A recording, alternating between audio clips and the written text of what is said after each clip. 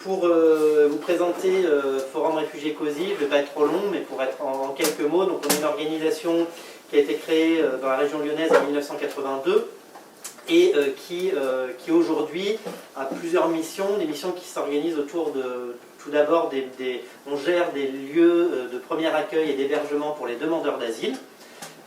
On gère également des dispositifs pour l'intégration des personnes qui obtiennent une protection. On va parler de tout ça, vous verrez un peu cette distinction-là.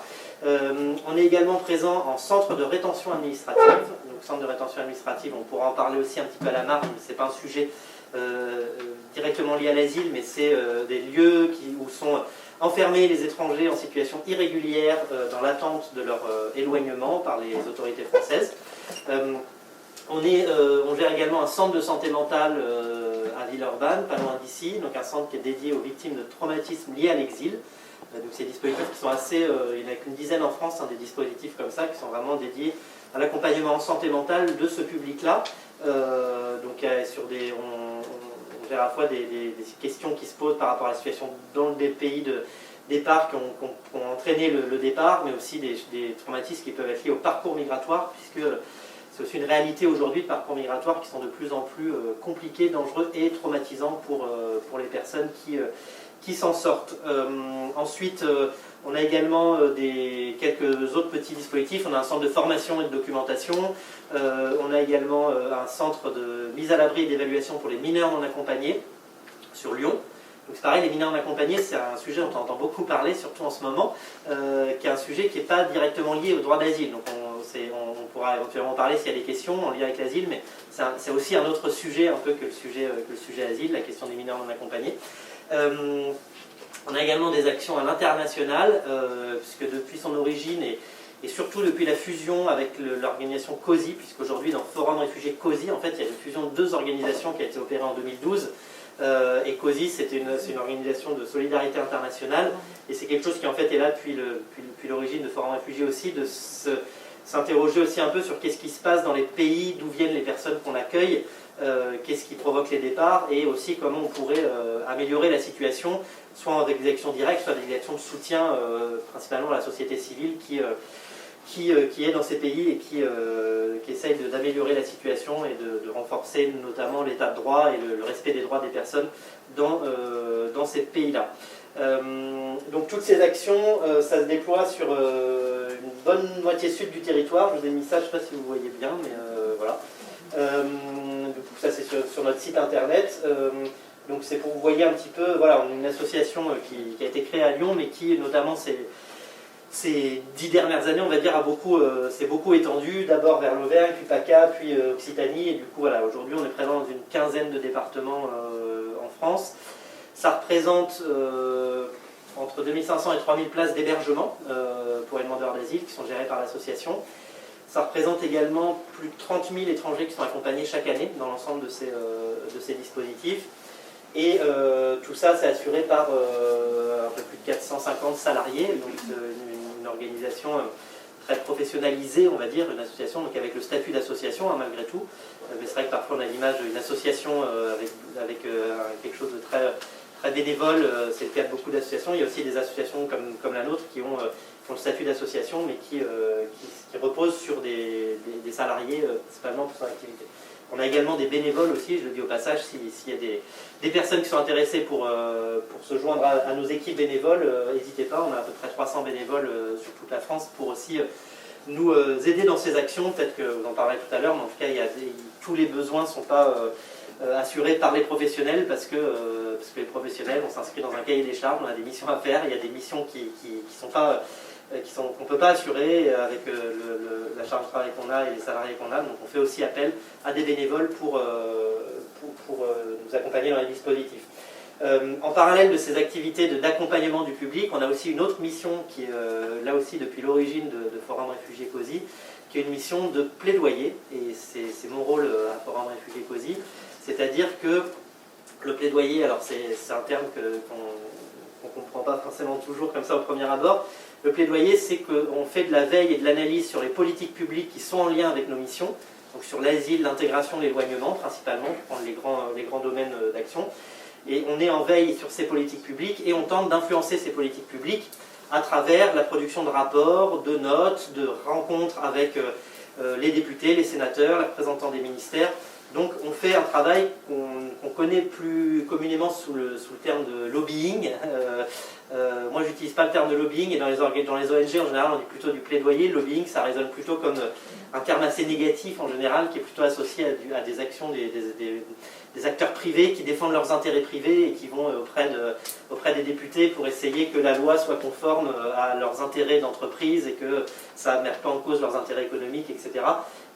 Mais globalement c'est la même chose qu'on fait, sauf que quand je vais à Paris à l'Assemblée nationale, c'est pas pour défendre les intérêts de Forum Réfugiés COSI, c'est pour défendre les intérêts des demandeurs d'asile, des réfugiés, donc pour défendre cette cause du droit d'asile.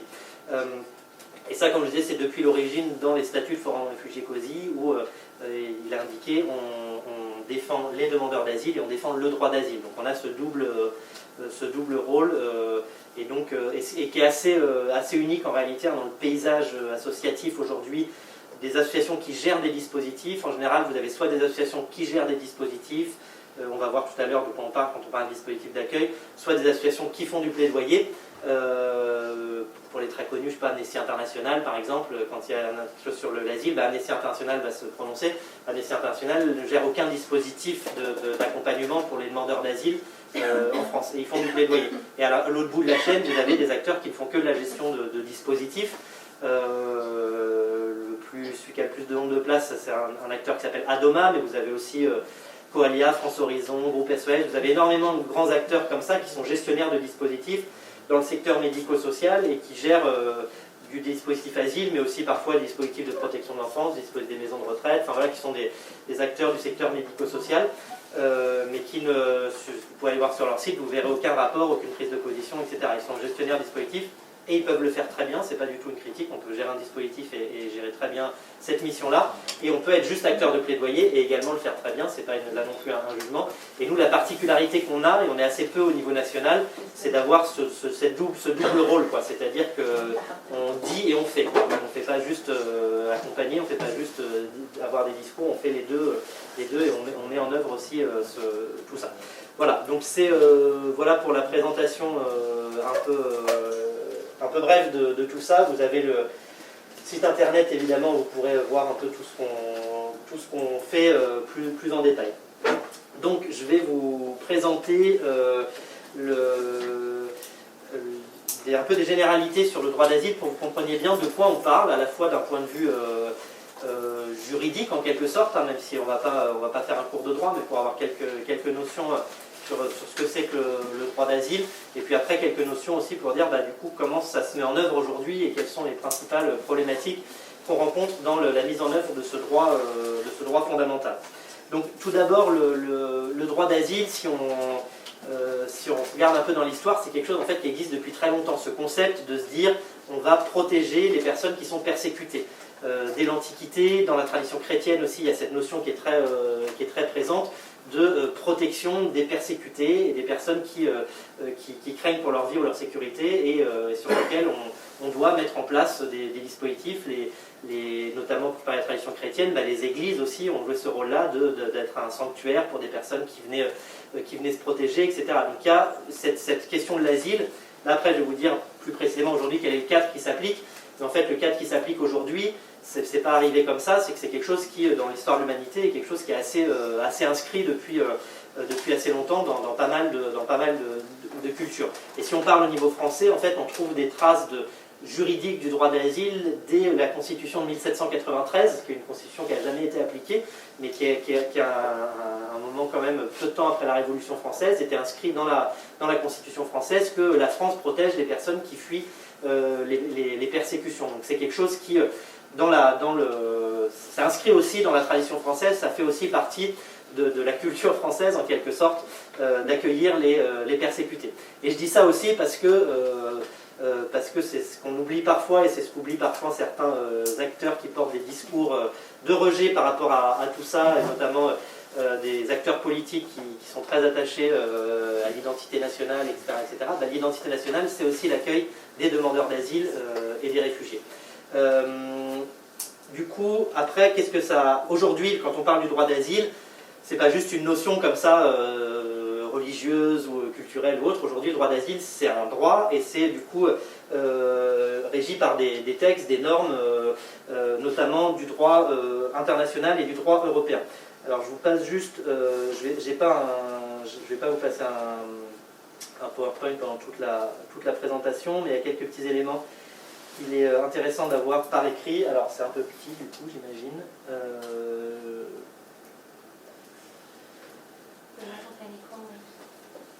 C'est où, pardon? En bas, à côté de Ah oui, là. À côté du monde. À gauche du monde. À gauche. Ouais. Je n'ai pas l'habitude de... Alors, ah, c'est bon. Du coup, je ne sais pas si vous voyez plus, mais du coup, ça va, si vous pourrez scruter. Du coup, aujourd'hui, le droit d'asile, le texte fondateur, c'est la Convention de Genève de 1951 relative au statut de réfugié. Donc c'est un texte qui est issu du droit international, c'est-à-dire que c'est un texte qu'on signait, qui a été élaboré dans le cadre des Nations Unies. Donc les États se sont réunis pour élaborer ensemble un texte qui est venu écrire noir sur blanc qui on va protéger en fait, qui on va considérer qui rentre dans ce cadre du droit d'asile et à qui on va pouvoir accorder le statut de réfugié.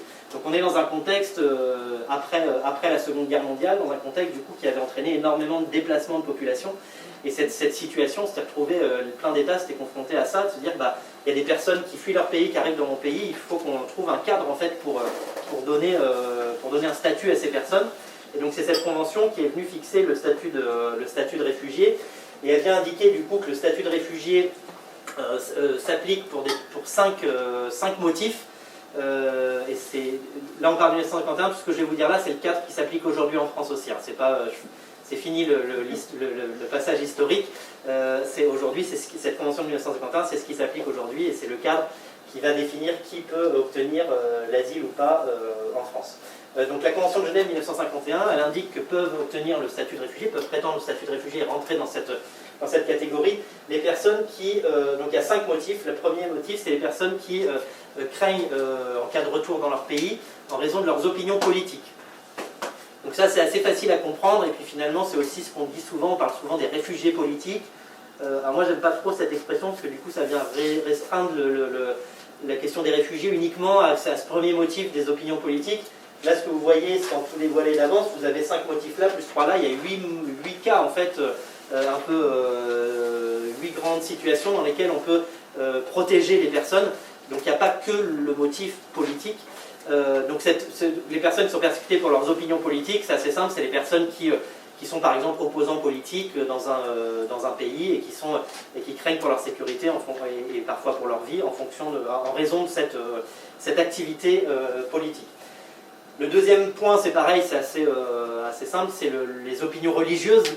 Donc c'est des personnes pour qui la religion qu'ils pratiquent n'est pas acceptée dans l'état dans lequel ils se trouvent et donc ne peuvent pas vivre en sécurité dans l'état dans lequel ils se retrouvent et sont forcés de fuir leur pays pour chercher protection ailleurs en raison de ces opinions religieuses. Les 3-4, c'est la nationalité et la race.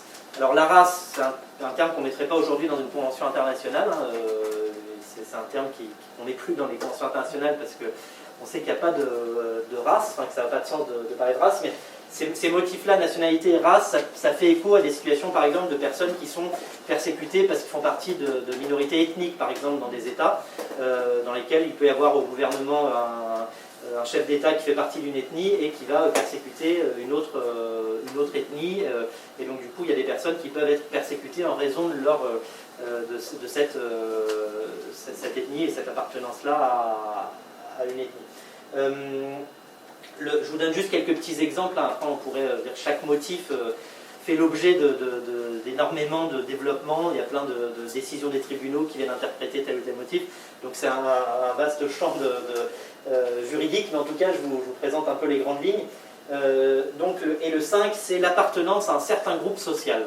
Alors l'appartenance à un certain groupe social, ça paraît un peu vague, en réalité c'est le critère qui a permis la meilleure adaptation de cette convention de Genève 1951 qui était un peu fixée dans le marbre à une époque où on voyait le réfugié plutôt comme l'opposant politique, minorité religieuse, des choses assez claires. L'appartenance à un certain groupe social, ça vient désigner en fait des personnes qui sont perçues par les autorités comme étant d'un groupe qui ne devrait pas être là dans le pays et qu'il faut pourchasser, qu'il faut persécuter. Je vous donne un exemple. Ça concerne par exemple les personnes qui peuvent être homosexuelles dans un pays dans lequel l'homosexualité n'est pas acceptée, est punie et pourchassée, que ce soit par les textes ou par les pratiques. Du coup, ils sont perçus comme appartenant au groupe social des homosexuels. Je dis ils sont perçus parce que parfois on peut demander l'asile uniquement parce qu'on est persécuté en raison, parce qu'on est perçu comme appartenant à ce groupe social. Parfois on ne fait pas partie de ce groupe social, mais concrètement, on est dans ce pays, on est considéré comme faisant partie de ce groupe social, et on ne peut pas vivre en sécurité dans ce pays, ni être protégé par les autorités du pays. Ça peut concerner aussi, par exemple, les jeunes filles qui ont des risques d'excision, de mutilation génitale féminine, et qui, du coup, font partie de ce groupe social des jeunes filles dans un pays, et qui, du fait de cette appartenance-là, risquent des persécutions, puisque c'est considéré comme tel, ces pratiques-là. Donc il y a ces 5 motifs de la Convention de Genève qui ont été complétés. En fait, ces 5 motifs de la Convention de Genève, ils couvrent pas mal de situations, mais on s'est rendu compte que en fait, il y a plein de situations dans lesquelles les personnes ne pouvaient pas obtenir une protection. Et donc il y a eu une avancée qui est venue du droit européen.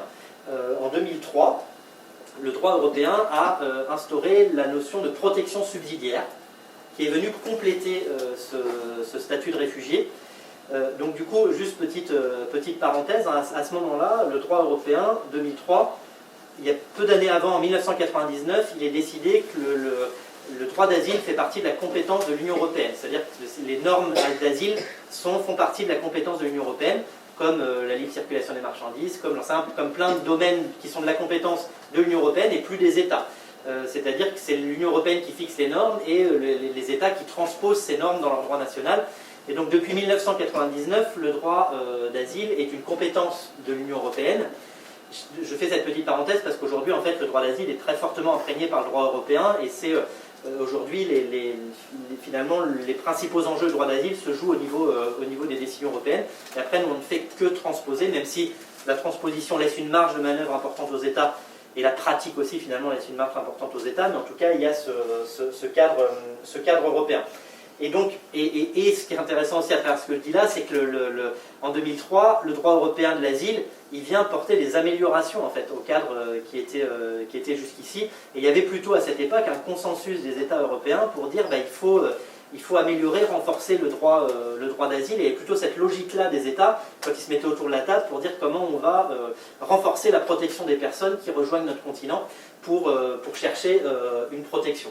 Ce qui est malheureusement plus le cas aujourd'hui. C'est-à-dire qu'aujourd'hui, on pourra en parler tout à l'heure, les politiques européennes aujourd'hui ont abandonné cette logique-là et sont venus dans une logique de se dire comment on va faire pour qu'il y ait le moins de gens possible qui arrivent en Europe, puisque s'il y aura moins de gens, il y aura moins de demandes d'asile, ce sera plus facile à gérer pour les États. On n'est plus dans une logique de se demander comment on va mieux protéger les gens qui arrivent, mais comment on va plutôt empêcher ces gens d'arriver. Donc il y a eu un vrai glissement, mais en tout cas, l'Union européenne n'a pas toujours porté ça, et tout ça est une question de contexte politique plus que de niveau de décision, on va dire, parce que parfois il y a un peu aussi la défiance au niveau de l'Union européenne en disant l'Union européenne ça porte que des reculs, etc. Non, ça porte pas que des reculs.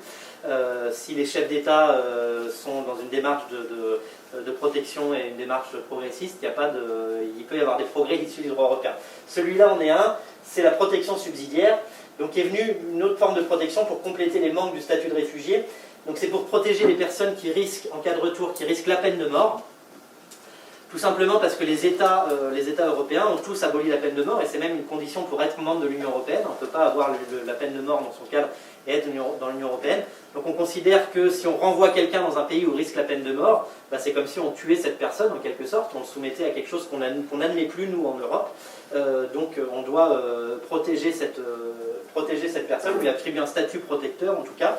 Les personnes qui craignent les traitements inhumains ou dégradants, c'est pareil, les traitements inhumains ou dégradants ou la torture, donc j'ai pas mis là, traitements inhumains ou dégradants ou torture, c'est pareil, c'est quelque chose qui est dans le droit européen aujourd'hui, c'est un droit fondamental qui est qui est consacré au niveau européen, l'interdiction de la torture, des traitements inhumains et dégradants. Et donc on considère que si on renvoie quelqu'un dans une situation dans laquelle il risque d'être torturé en cas de retour ou autre, eh bien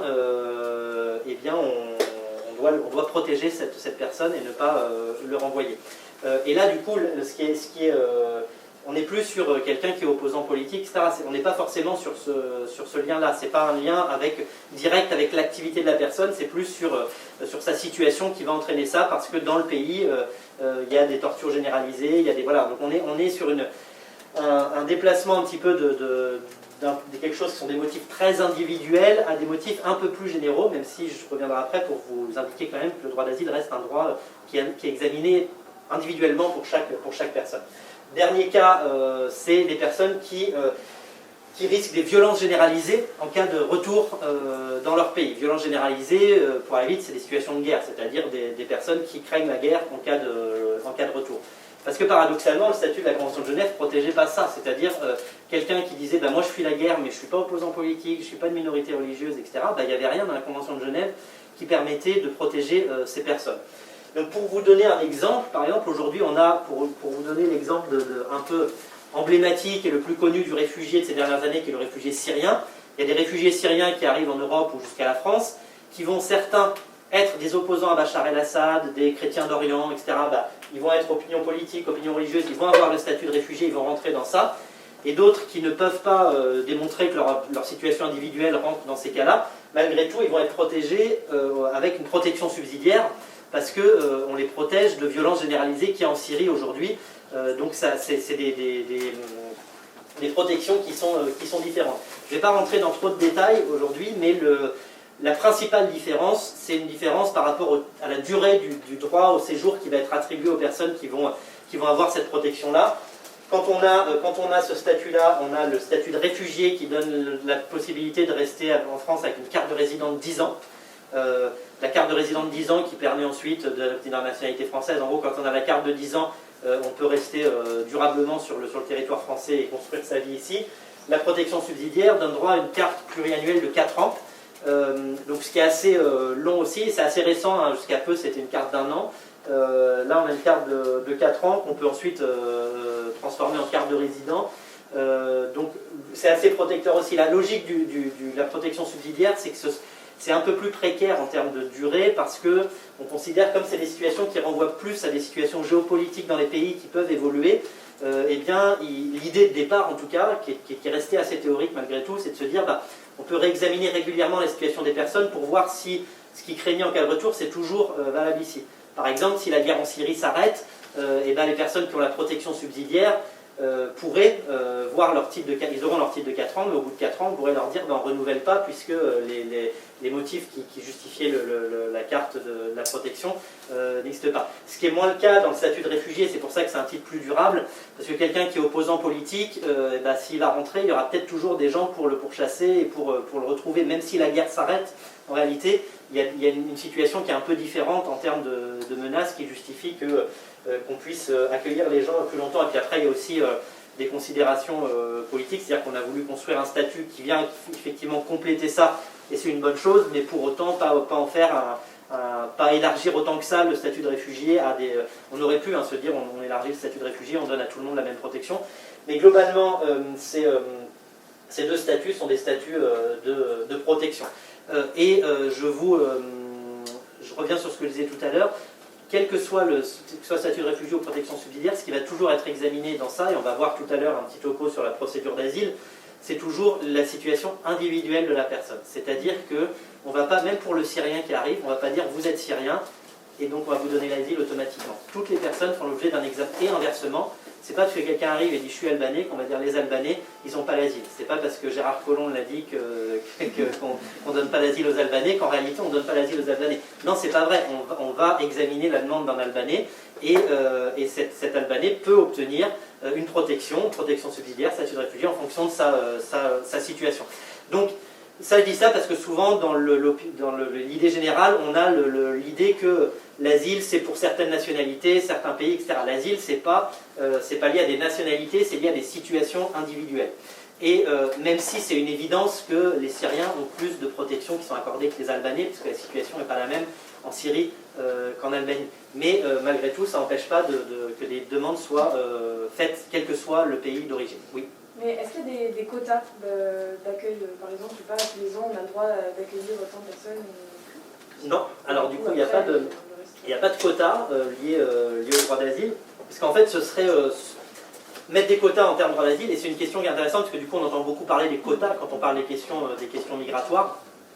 Il y a plusieurs domaines, en fait, où quand on parle de quotas, ça n'a pas de sens, parce que ça reviendrait à aller à l'encontre d'un droit fondamental. C'est-à-dire, là, quand on dit le droit international, Convention de Genève, etc., le droit d'asile, aujourd'hui, c'est considéré comme un droit fondamental, c'est-à-dire qu'il y a un droit qui est issu de normes qui sont supérieures aux normes nationales, c'est-à-dire qu'on ne peut pas aujourd'hui dire tiens, tout d'un coup, il n'y a plus de droit d'asile en France. Si on fait ça, il faut qu'on dénonce la Convention de Genève, qu'on parle de la Convention de Genève, qu'on quitte l'Union européenne. Enfin voilà, du coup, c'est des choses qui sont protégées à un niveau supranational.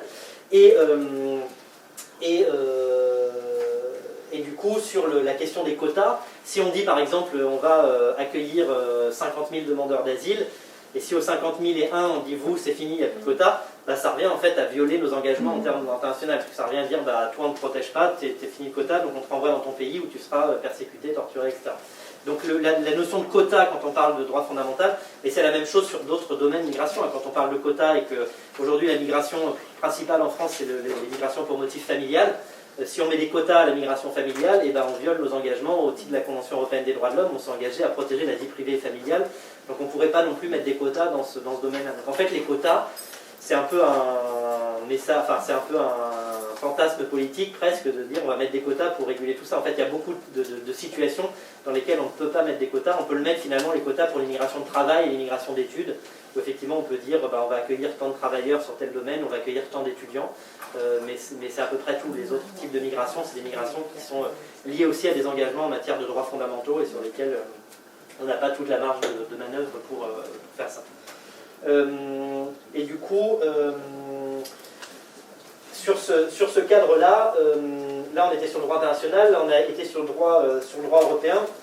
Le droit européen aussi, il est venu au fur et à mesure des années poser aussi un cadre en matière d'accueil, en matière d'instruction des demandes, en matière de procédure et puis de qualification. Donc, en fait, il y a trois textes principaux, la directive qu'on appelle la directive accueil, la directive procédure et la directive qualification, qui viennent chacun définir les normes minimales que les États européens doivent tous mettre en place dans leur pays. Tout ça étant censé aboutir à ce qu'on appelle un régime d'asile européen commun, dans lequel les conditions d'accueil, les chances d'avoir l'asile, etc. seraient les mêmes dans l'ensemble des pays de l'Union européenne.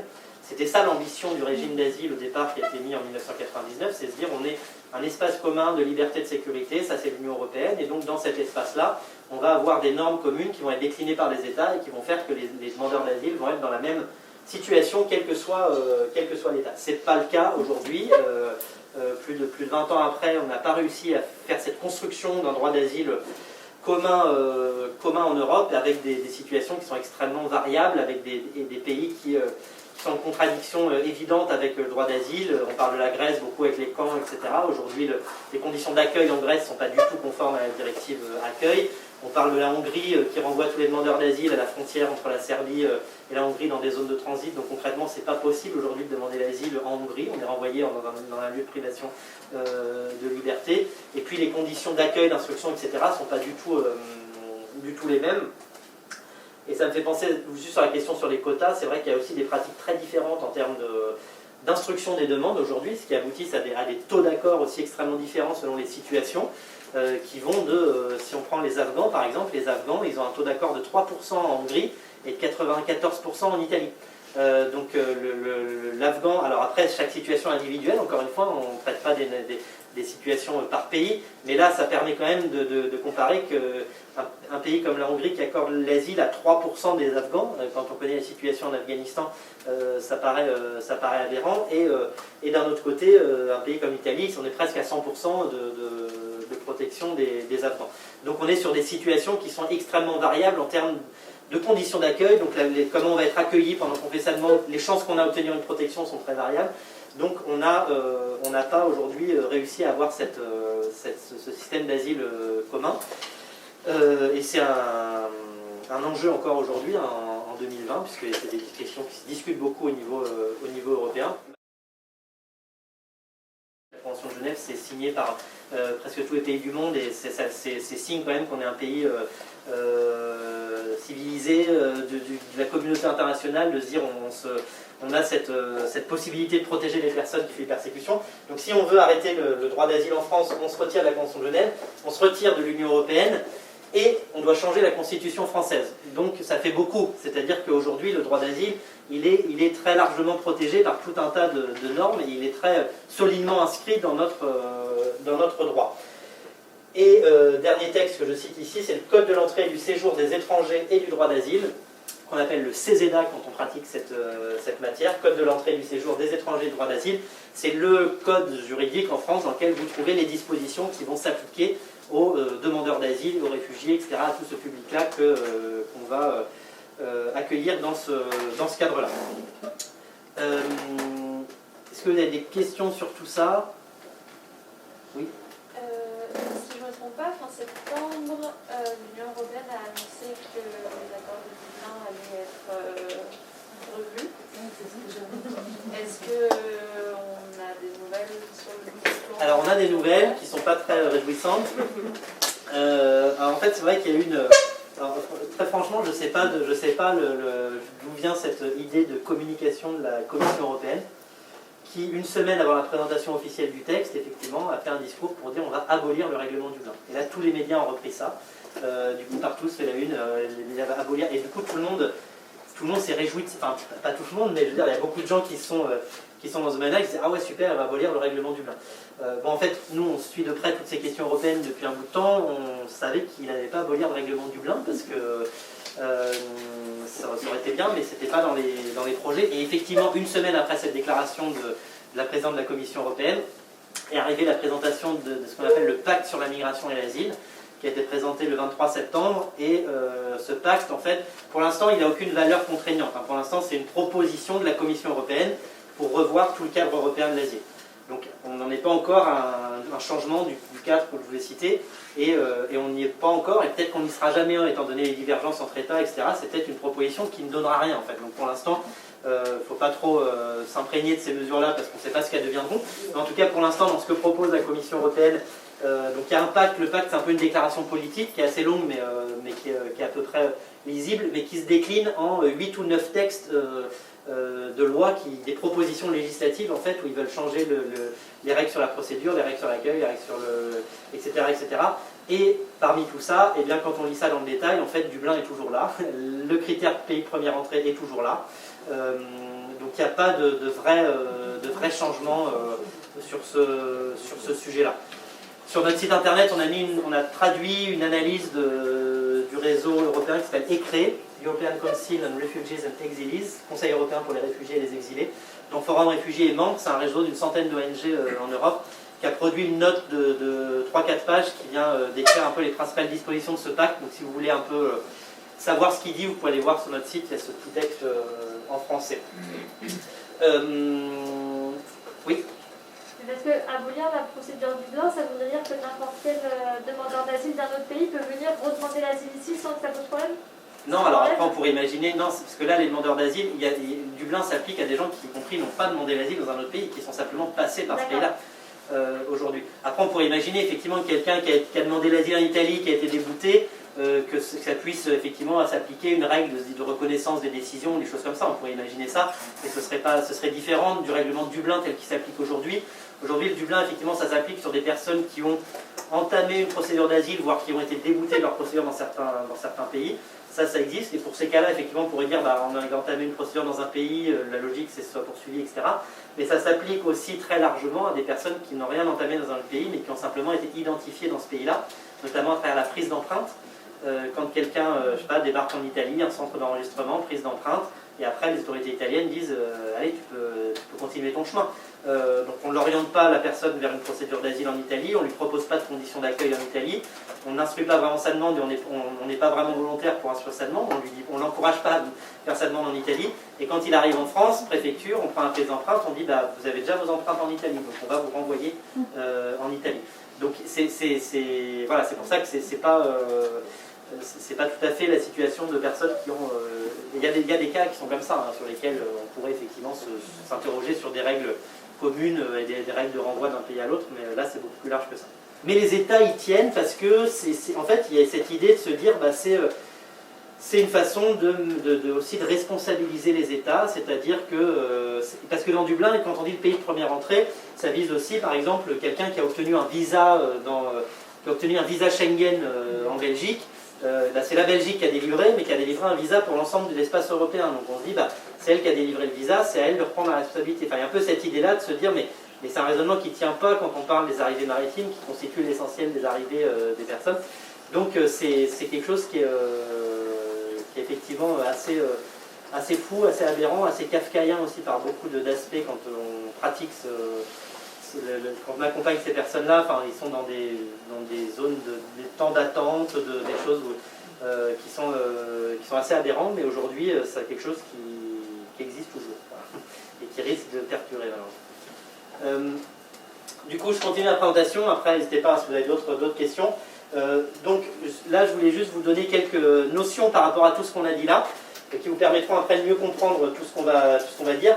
Le premier terme que je vais vous parler, c'est le terme de demandeur d'asile. Qu'est-ce qu'on appelle un demandeur d'asile? C'est quelqu'un qui sollicite une protection au titre de l'asile, donc qui s'adresse aux autorités pour dire « moi, je veux être protégé au titre de l'asile ». D'ailleurs, au passage, la personne, quand elle demande, elle ne dit pas « je veux être réfugié ou protection subsidiaire », elle dit juste « je veux la protection ». Après, ce sera la France qui va décider quel statut on lui donne. Mais du coup, la personne qui est demandeur d'asile, c'est une personne qui sollicite une protection et qui attend en fait sa réponse de la part des instances de l'asile. Et c'est un statut aujourd'hui, quand on demande l'asile, on a le statut de demandeur d'asile. C'est un statut juridique qui donne droit à plusieurs choses qu'on verra après. Et quelqu'un qui est demandeur d'asile, ben on ne sait pas quelle va être l'issue de sa réponse. Il est dans une situation d'attente, en attente de la réponse sur sa demande de protection. Ensuite, il y a un autre terme qui est le terme de réfugié. Donc le terme de réfugié, il y a une acceptation juridique de ça qui est le statut de réfugié. C'est quelqu'un qui a obtenu une réponse des instances de l'asile en France, une réponse positive qui lui accorde le statut de réfugié parce qu'il rentre dans les critères de la Convention de Genève que j'ai décrit tout à l'heure. Donc au statut de réfugié sont aussi associés des droits qui sont les droits du réfugié. Pour aller très vite, les droits du réfugié, c'est les mêmes droits que le citoyen français, à l'exception du droit de vote, puisqu'il n'est pas citoyen français, mais globalement, il a droit à la même chose qu'un citoyen français. Et c'est un peu ce que dit la Convention de Genève, dans son esprit, c'est de se dire les États qui signent la Convention de Genève, ils s'engagent à protéger les réfugiés comme les citoyens de leur propre État. Donc, les réfugiés, sur ce petit terme-là, une petite parenthèse, c'est un terme qui est aussi utilisé très communément pour parler de gens qui n'ont pas le statut de réfugié, quand on parle des réfugiés. Et c'est logique parce que en français, c'est correct de dire quelqu'un il est réfugié, il est venu chercher refuge, il est réfugié. Il n'y a pas de... c'est pas faux de dire ça. Mais il faut bien faire attention à distinguer le statut de réfugié, qui est une protection, un statut qui a été délivré par les autorités françaises, du terme réfugié, qui peut... Quand il y avait par exemple beaucoup de gens qui sont arrivés en Europe en 2015-2016, les médias disaient il y a des réfugiés qui arrivent. Pour l'instant, ils n'étaient pas réfugiés, quoi. Ils étaient étrangers qui allaient s'inscrire dans une demande d'asile et peut-être obtenir le statut de réfugié. Mais, juridiquement, ils n'étaient pas réfugiés. Mais comme je vous disais tout à l'heure, c'est pas faux d'utiliser ces termes-là. Et je vous souligne ça parce que c'est vrai que quand on est... c'est important quand même d'avoir cette distinction-là. Si quelqu'un vient vous voir et vous dit je suis réfugié, après, je ne sais pas dans quel contexte vous travaillez, etc. Mais je dis souvent ça quand je parle sur des enjeux de formation ou autres, de personnes qui accueillent ces personnes-là, ça sera important de savoir si la personne a le statut de réfugié ou si elle dit je suis réfugié au sens commun du terme, parce que ça ne va pas du tout être la même chose.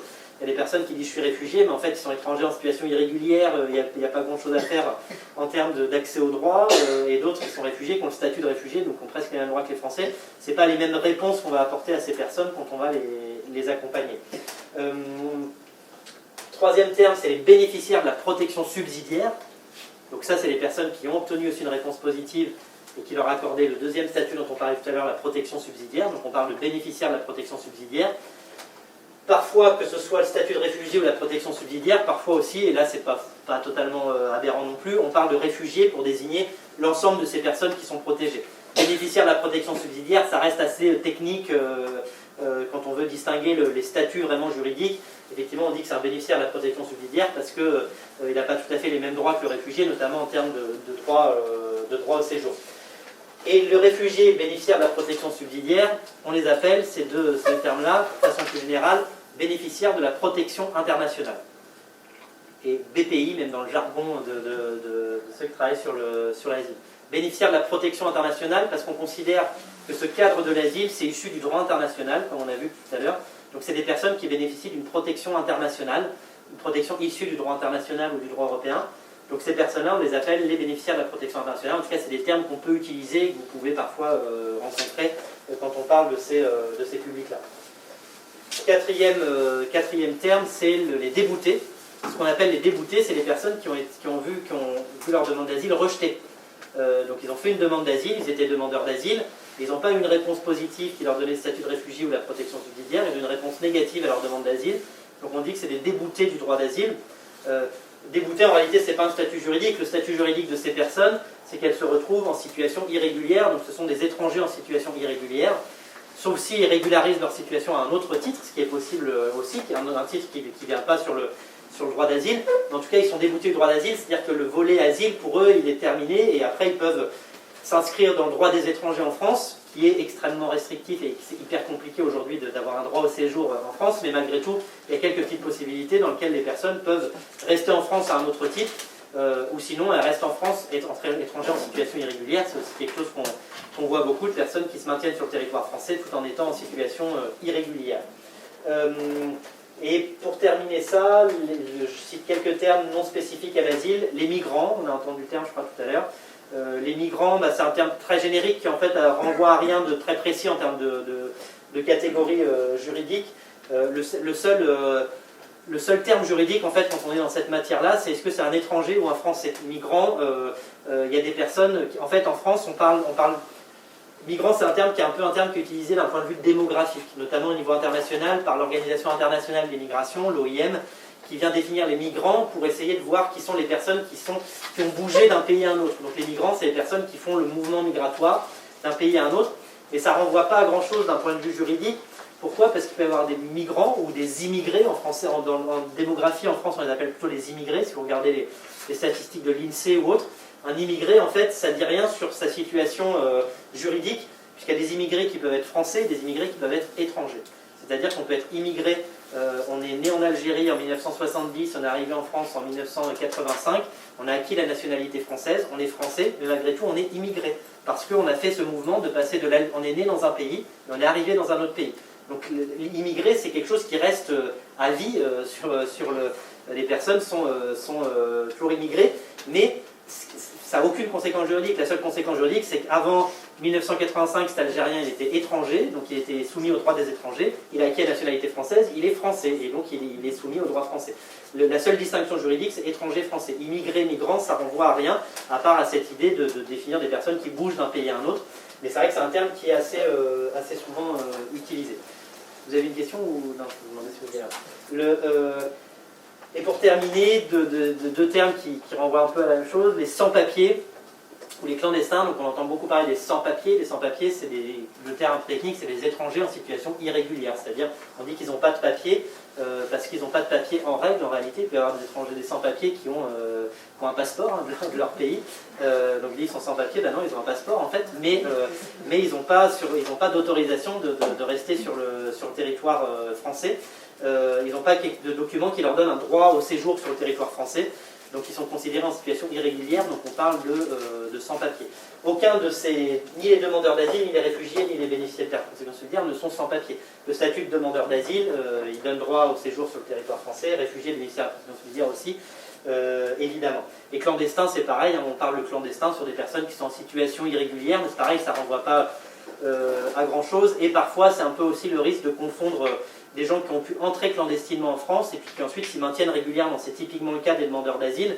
Les demandeurs d'asile sont parfois perçus comme étant des personnes irrégulières qui ne devraient pas être là, etc.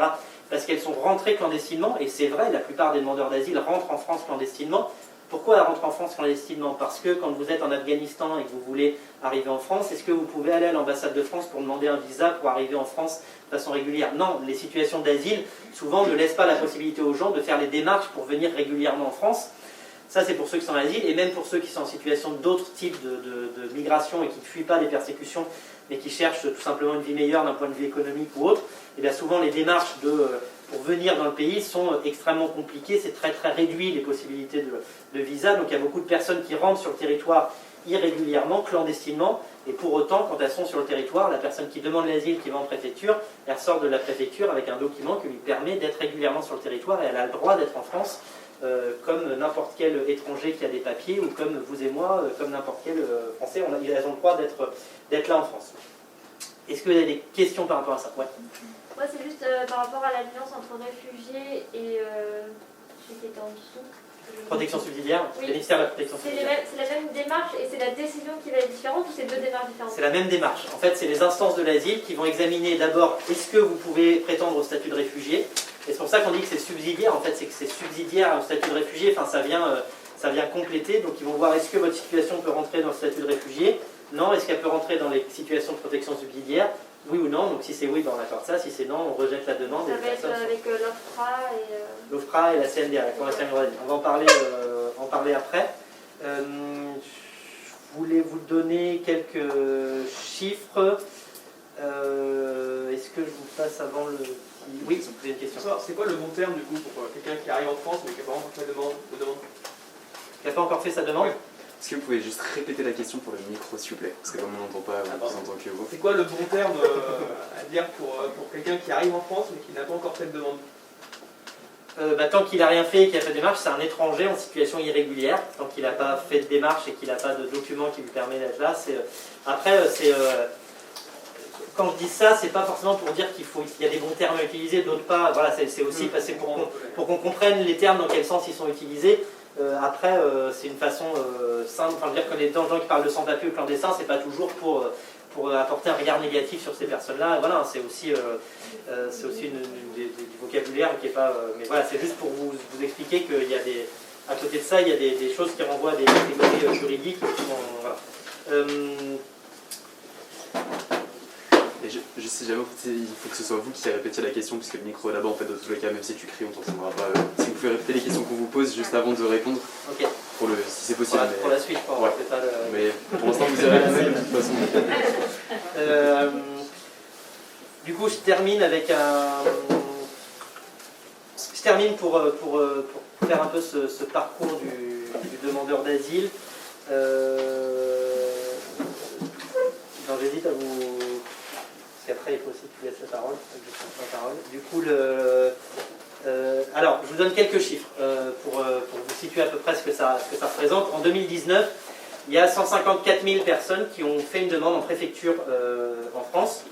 C'est une tendance à la hausse ces dernières années, c'est des niveaux qu'on n'a jamais connus en France. Donc on a aujourd'hui un niveau de demande d'asile qui est particulièrement élevé, enfin qui l'était en 2019. En 2020, il y a pour l'instant les chiffres provisoires, c'est qu'il y a plutôt une baisse de 30% par rapport à l'année précédente, notamment due à la crise sanitaire et aux conséquences sur les déplacements des personnes dans le monde, aux conséquences aussi que ça a eu sur le système d'asile en France. Je ne vais pas rentrer dans les détails de tout ça, mais en tout cas ça fait un contexte où 2020 devrait être plutôt à la baisse, mais en tout cas un niveau record en France, comme je vous le disais, donc 154 000 et 46 000 qui ont été placés sous procédure Dublin à leur arrivée.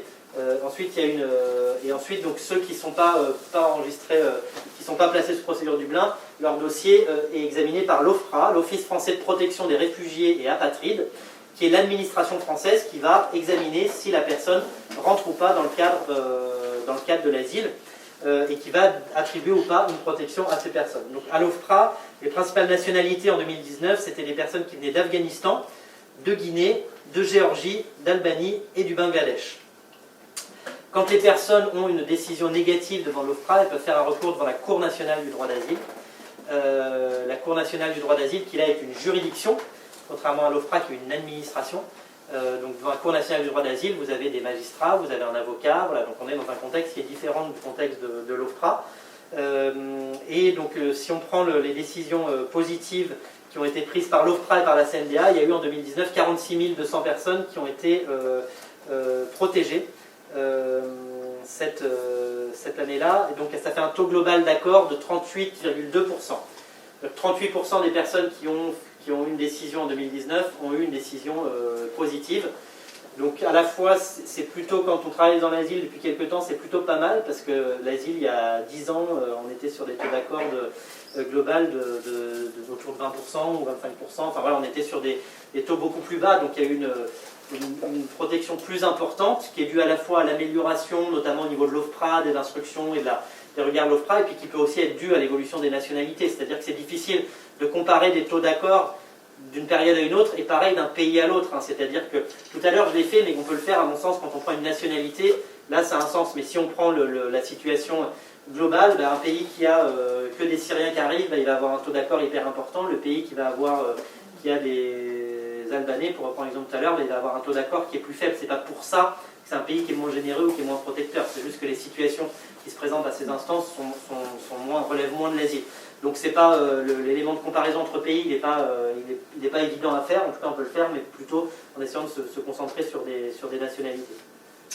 Et cette demande d'asile en 2019, elle prenait un peu plus de 5 mois devant l'OFPRA. Donc l'OFPRA en moyenne mettait 5 mois avant de donner une réponse. Et la Cour nationale du droit d'asile mettait en moyenne 7 mois. Donc ça fait un délai d'instruction qui est de plus de 12 mois. À ce délai-là, il faut ajouter qu'entre l'OFPRA et la CNDA, il y a un délai de recours qui est un délai d'1 mois. Il faut aussi ajouter qu'avant d'arriver à l'OFPRA, il y a des périodes qui peuvent être plus ou moins longues. C'est-à-dire que la personne, avant qu'elle accède à l'enregistrement de son dossier par l'OFPRA, il faut qu'elle accède à la préfecture. Avant d'accéder à la préfecture, il faut accéder à un service, une plateforme associative. On va voir après le parcours un peu plus en détail. La plateforme associative qui va déterminer, qui va donner un rendez-vous en préfecture. Il y a certains endroits où l'accès entre la préfecture et entre la plateforme associative et la préfecture, ça met 10 jours, 3 semaines, 1 mois, parfois selon les périodes. Et il y a aussi des endroits, notamment en Ile-de-France, où pour accéder même à la plateforme associative, c'est hyper compliqué, pour ne pas dire impossible. À Paris, ils ont mis en place un système de prise de rendez-vous par téléphone. Donc le demandeur d'asile doit prendre son téléphone, doit savoir qu'il y a un numéro de téléphone, appeler, qu'il appelle. Donc il y a plusieurs langues quand même, on va dire. Enfin, il faut le dire. Mais malgré tout, ce numéro de téléphone, c'est un numéro qui est payant, qui n'est pas surtaxé, mais qui n'est pas gratuit non plus. C'est-à-dire que ça vous prend du forfait comme... donc il faut avoir un forfait, il faut avoir les ressources pour le faire, etc. Et quand vous accédez à quand vous téléphonez à ce numéro, la plupart du temps vous n'avez personne au bout du fil et vous répétez cette expérience. Au bout de 45 minutes, ça coupe et donc il faut recommencer. Et donc la situation aujourd'hui à Paris, c'est des difficultés d'accès même à la demande d'asile qui sont hyper compliquées. Donc et ça, juste je vous dis ça pour faire écho quand vous regardez les orientations politique du gouvernement, que ce soit aujourd'hui ou depuis un temps. L'orientation politique principale, c'est de dire on va réduire la durée de la procédure d'asile et on veut que la réponse soit donnée en 6 mois. Et de quoi on parle, Parce que si on parle de tout l'ensemble de la procédure d'asile, aujourd'hui on est à peu près à 13 mois si on prend l'ensemble de la procédure, 5 mois OFPRA, 7 mois CNDA, 1 mois entre les deux, on est à 13 mois, plus le temps d'accéder à la procédure. Aujourd'hui, un demandeur d'asile, en moyenne, il met plus d'1 an pour avoir sa procédure d'asile. Et on parle de réduire la procédure à 6 mois depuis des années. C'était dans le programme de la présidentielle de 2017 du président actuel. C'était dans les premières annonces de tous les ministres qui sont arrivés. Les derniers arrivés, dernier remaniement avec Gérald Darmanin et sa ministre déléguée Marlène Schiappa qui est sur ces questions d'asile. La première chose qu'elle a fait, elle a été visiter l'OFPRA et elle a dit notre objectif c'est de réduire à 6 mois les procédures d'asile. Mais on sait que c'est pas possible. Enfin, on sait qu'ils n'arriveront pas avant 2022 à réduire à 6 mois les procédures d'asile. Même si la procédure d'asile baisse, etc., on est hyper loin aujourd'hui de... Si on parle de 6 mois entre le moment où on dit je veux l'asile et le moment où on l'a, aujourd'hui on est très très loin de ça. Et au passage, sur cet objectif-là, des associations comme Forum Réfugiés COSI, on a défendu, quand il y a eu, pas la dernière loi de 2018, mais la loi d'avant qui était de 2015, on était beaucoup unanimes dans le secteur de l'asile à dire aujourd'hui l'asile c'est beaucoup trop long. On était dans une situation dans laquelle les personnes restaient 3 ans, 4 ans, 5 ans, 6 ans sans avoir de réponse. Enfin, c'était aberrant, on était sur des systèmes... Donc tout le monde s'accordait pour dire il faut aller plus vite. Et donc c'est un objectif qui a globalement fait l'unanimité, accélérer les procédures d'asile. La grosse difficulté qu'il peut y avoir, et c'est sur lesquelles on essaye d'être très vigilant, c'est qu'il faut aller vite, mais il ne faut pas aller trop vite. C'est-à-dire que avoir uniquement comme objectif d'aller vite sur les demandes d'asile, ça peut aussi être passé à côté de besoins de protection. Tout simplement parce que des personnes n'auront pas le temps d'exprimer leurs craintes en cas de retour. Parfois exprimer ce qui s'est passé dans le pays et pourquoi, ça demande du temps. Il faut se rétablir psychologiquement, il faut se remettre d'aplomb, il faut comprendre ce qui se passe, etc. Et donc si on impose vraiment un rythme trop soutenu, et c'est un peu ce qui arrive, mais c'est un peu ce qui arrive avec cette pression qui est mise par les pouvoirs publics. On recrute beaucoup au niveau de l'OFPRA pour que ça aille de plus en plus vite, etc. Avec heureusement un OFPRA qui reste encore assez bienveillant sur ces situations et sur lesquelles on peut quand même un petit peu, voilà, en tout cas, après c'est vrai que les collègues de terrain verront peut-être un truc un peu plus nuancé sur ça, mais disons, on a encore cette chance-là, je pense, d'avoir un OFPRA qui n'est pas totalement dans l'idée de se dire on va traiter tout à la chaîne, etc. Ils ont quand même cette idée de se dire on maintient une qualité de l'instruction, on convoque tout le monde, etc. Donc ils sont quand même sereins. Mais les convocations, aujourd'hui, il y a des personnes qui reçoivent des convocations hyper vite. Ils n'ont même pas eu ils vont en préfecture, on leur envoie ils envoient leur dossier de demande d'asile, ils reçoivent la convocation juste après, parce que maintenant les gens ils sont l'OFPRA est informé avant même de recevoir le dossier et qu'ils vont recevoir un dossier. Donc du coup, on est sur un système dans lequel les gens reçoivent une convocation. Quand on a une convocation, l'OFPRA c'est en région parisienne, donc ça veut dire que il faut se rendre à un entretien en région parisienne dans lequel c'est énorme. Pour les demandeurs d'asile, ils jouent leur vie sur ça, quoi. Donc il faut être préparé à ça. Donc voilà, c'est quelque chose qui est assez compliqué.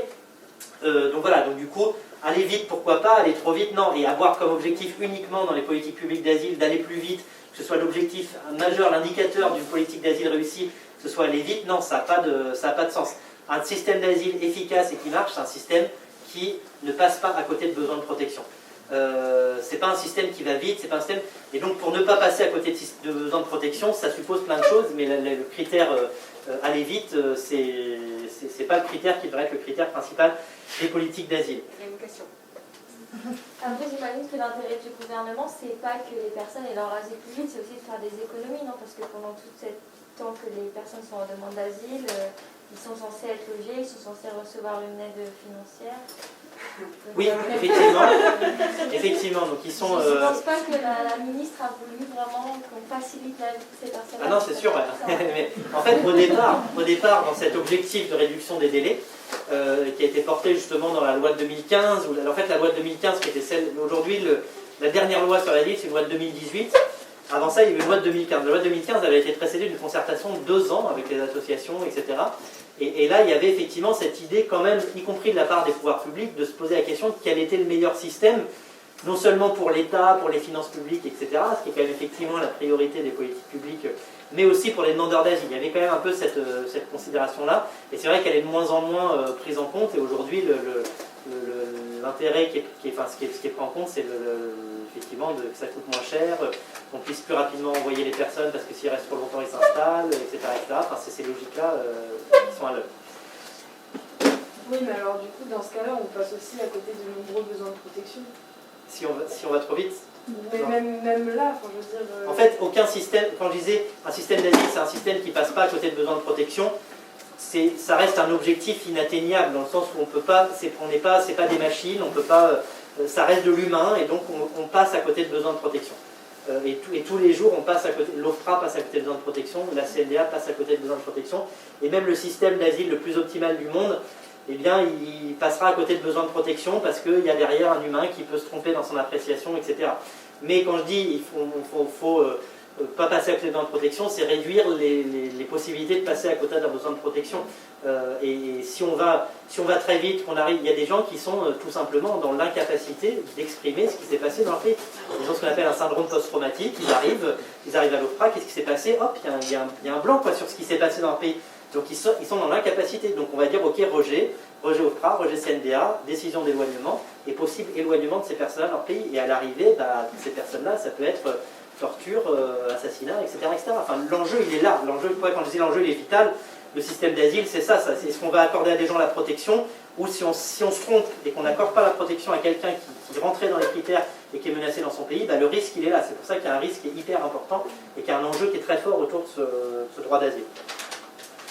Je termine ma présentation et puis après ça fera la transition avec les collègues et on gardera pour la fin si on a le temps. Il y a un petit film en fait, mais il est dispo sur le site de Forum Réfugiés, donc on verra. Là on a beaucoup parlé de la procédure, c'est un film qui pendant 7 minutes vient résumer un peu tout ce que je vous ai dit, le parcours du demandeur d'asile, plateforme associative, préfecture, OFPRA, CNDA, et qui vient expliquer un peu tout ça. mais le temps passe vite et donc on va avancer sur ça. Du coup, je voulais terminer sur quelque chose qui est important dans le système d'asile, c'est ce qu'on appelle les conditions matérielles d'accueil. Les conditions matérielles d'accueil, c'est ce qui est accordé aux demandeurs d'asile. Alors, on ne va pas rentrer dans les détails, il y a des situations dans lesquelles ils se développent et qui ont été développées malheureusement par les dernières lois. On élargit les gens qui ne sont pas éligibles aux conditions matérielles d'accueil, mais le principe en tout cas, c'est qu'un demandeur d'asile, dès lors qu'il a le statut de demandeur d'asile, c'est-à-dire il a été en préfecture, il a demandé, on lui a dit ok vous êtes demandeur d'asile, eh bien il se voit attribuer des conditions matérielles d'accueil. Alors pourquoi des conditions matérielles d'accueil? Plusieurs raisons, et parmi ces raisons, il n'y a pas de raison qui est pour le confort des demandeurs d'asile. C'est pas pour ça qu'il y a des conditions matérielles d'accueil. Et parfois c'est perçu un peu comme ça par l'extérieur, c'est une faveur qu'on donne aux demandeurs d'asile d'avoir des conditions matérielles d'accueil. Non, c'est pas une faveur qu'on donne aux demandeurs d'asile, il y a d'autres raisons qui justifient les conditions matérielles d'accueil. La première raison, c'est que en fait c'est inhérent au système d'asile lui-même. Pour qu'un système d'asile fonctionne bien, ce qu'on disait tout à l'heure sur passer à côté de besoins de protection, si la personne n'est pas accueillie, n'a pas de ressources, est dans la précarité, elle ne sera pas dans une capacité d'exprimer bien ses besoins de protection. Et donc ce sera un système d'asile qui ne fonctionnera pas bien si on n'accueille pas bien les demandeurs d'asile. Quelqu'un qui arrive à l'OFPRA et qui s'est posé la question la veille de qu'est-ce que je vais manger, où est-ce que je vais dormir, il ne sera pas en capacité d'exprimer correctement ses besoins de protection.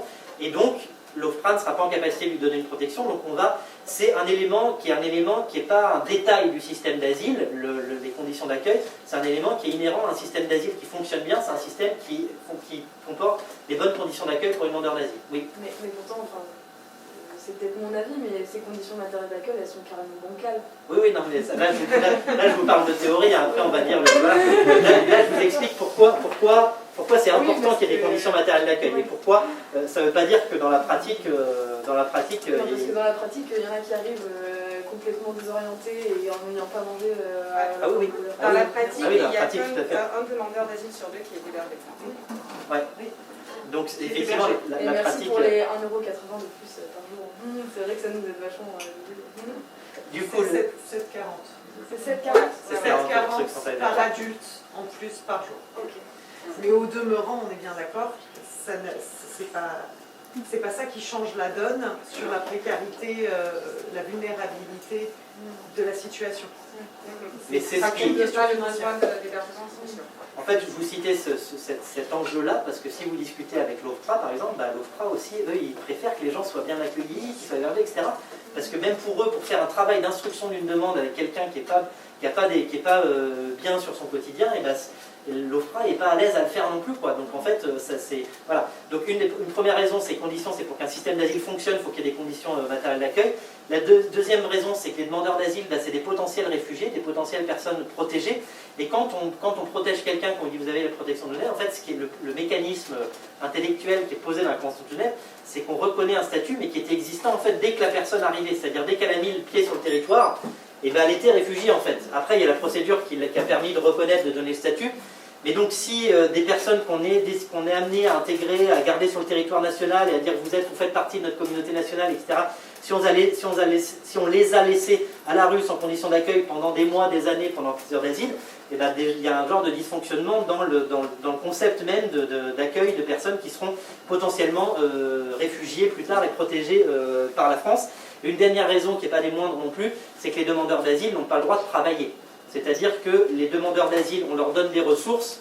Pourquoi? C'est aussi parce qu'on les prive d'autres ressources. C'est-à-dire qu'on dit le demandeur d'asile, vous n'avez pas le droit de travailler parce que c'est un statut temporaire, on ne veut pas que vous installiez, que vous preniez votre part dans la communauté française parce que vous êtes là pour un temps limité. Et donc, on dire à des personnes, vous êtes légal sur le territoire, parce que c'est le cas d'un demandeur d'asile, vous êtes légal, mais vous n'avez pas le droit de travailler, c'est organiser la précarité. Donc du coup, là, il y a une contrepartie, dire vous êtes légal sur le territoire, vous n'avez pas le droit de travailler, mais on vous donne des conditions matérielles d'accueil qui permettent de vivre dans une certaine dignité, même si on a dit tout à l'heure que c'était loin d'être suffisant, effectivement. Mais voilà, du coup, ces conditions matérielles d'accueil, il y a deux volets. Le premier volet, c'est l'allocation pour demandeurs d'asile. Donc les demandeurs d'asile qui sont éligibles aux conditions matérielles d'accueil se voient remettre un montant, une allocation pour demandeurs d'asile. Il y a le détail là dans le slide d'après, mais c'est un peu petit, je pense. Mais pour vous donner un exemple, pour une personne toute seule, c'est 6,80 € par jour. Et si on ne lui donne pas d'hébergement, on a une allocation additionnelle de 7,40 € par jour pour trouver l'hôtel qui vous logera pour 7,40 € par jour pour avoir un toit. Du coup, ça ne compense pas malheureusement l'absence d'hébergement, donc ça fait une ressource un peu plus importante pour ceux qui ne sont pas hébergés. Voilà. Et le deuxième volet des conditions matérielles d'accueil, c'est l'hébergement.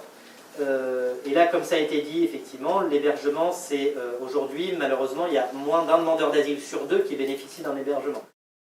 On les accueille le temps de la procédure, c'est-à-dire depuis l'instruction de la demande d'asile jusqu'au rejet définitif de leur demande.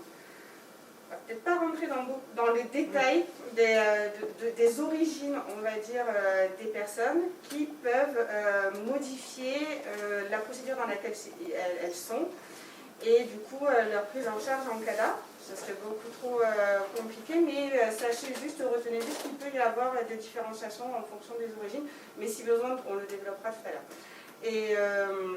Et du coup, pour vous donner une image, une petite photographie, là, en septembre 2020, les origines les plus représentées et les plus présentes au CADA étaient des personnes d'origine géorgienne, albanaise, arménienne et kosovare.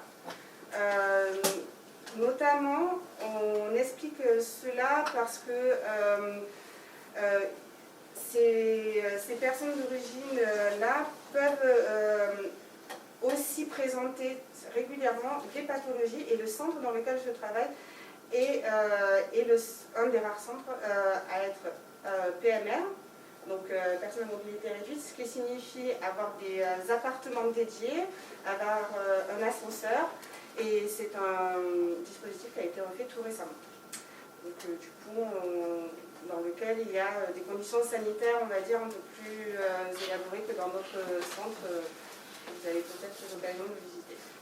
C'est vrai que c'est très différent du public que nous accueillons, parce que nous, on a beaucoup d'Albanais aussi, mais nous avons beaucoup d'Ivoiriens, de Nigérians, de Somaliens, d'Afghans, de Guinéens. En 2020, on a accueilli 25 nationalités différentes, et c'est aussi dû aux modalités d'accès à notre centre d'hébergement. Parce que nous, on accueille un public avec, en majorité, des familles avec enfants de moins de 3 ans. Et les gens qui viennent en famille sont plus des nationalités, notamment ivoiriennes ou nigérianes, ou albanaises. Et il se trouve qu'on a également un public orienté depuis les squats parisiens ou lyonnais, et donc un public essentiellement constitué d'hommes isolés, et qui sont donc d'Afghans, de Guinéens, de Somaliens.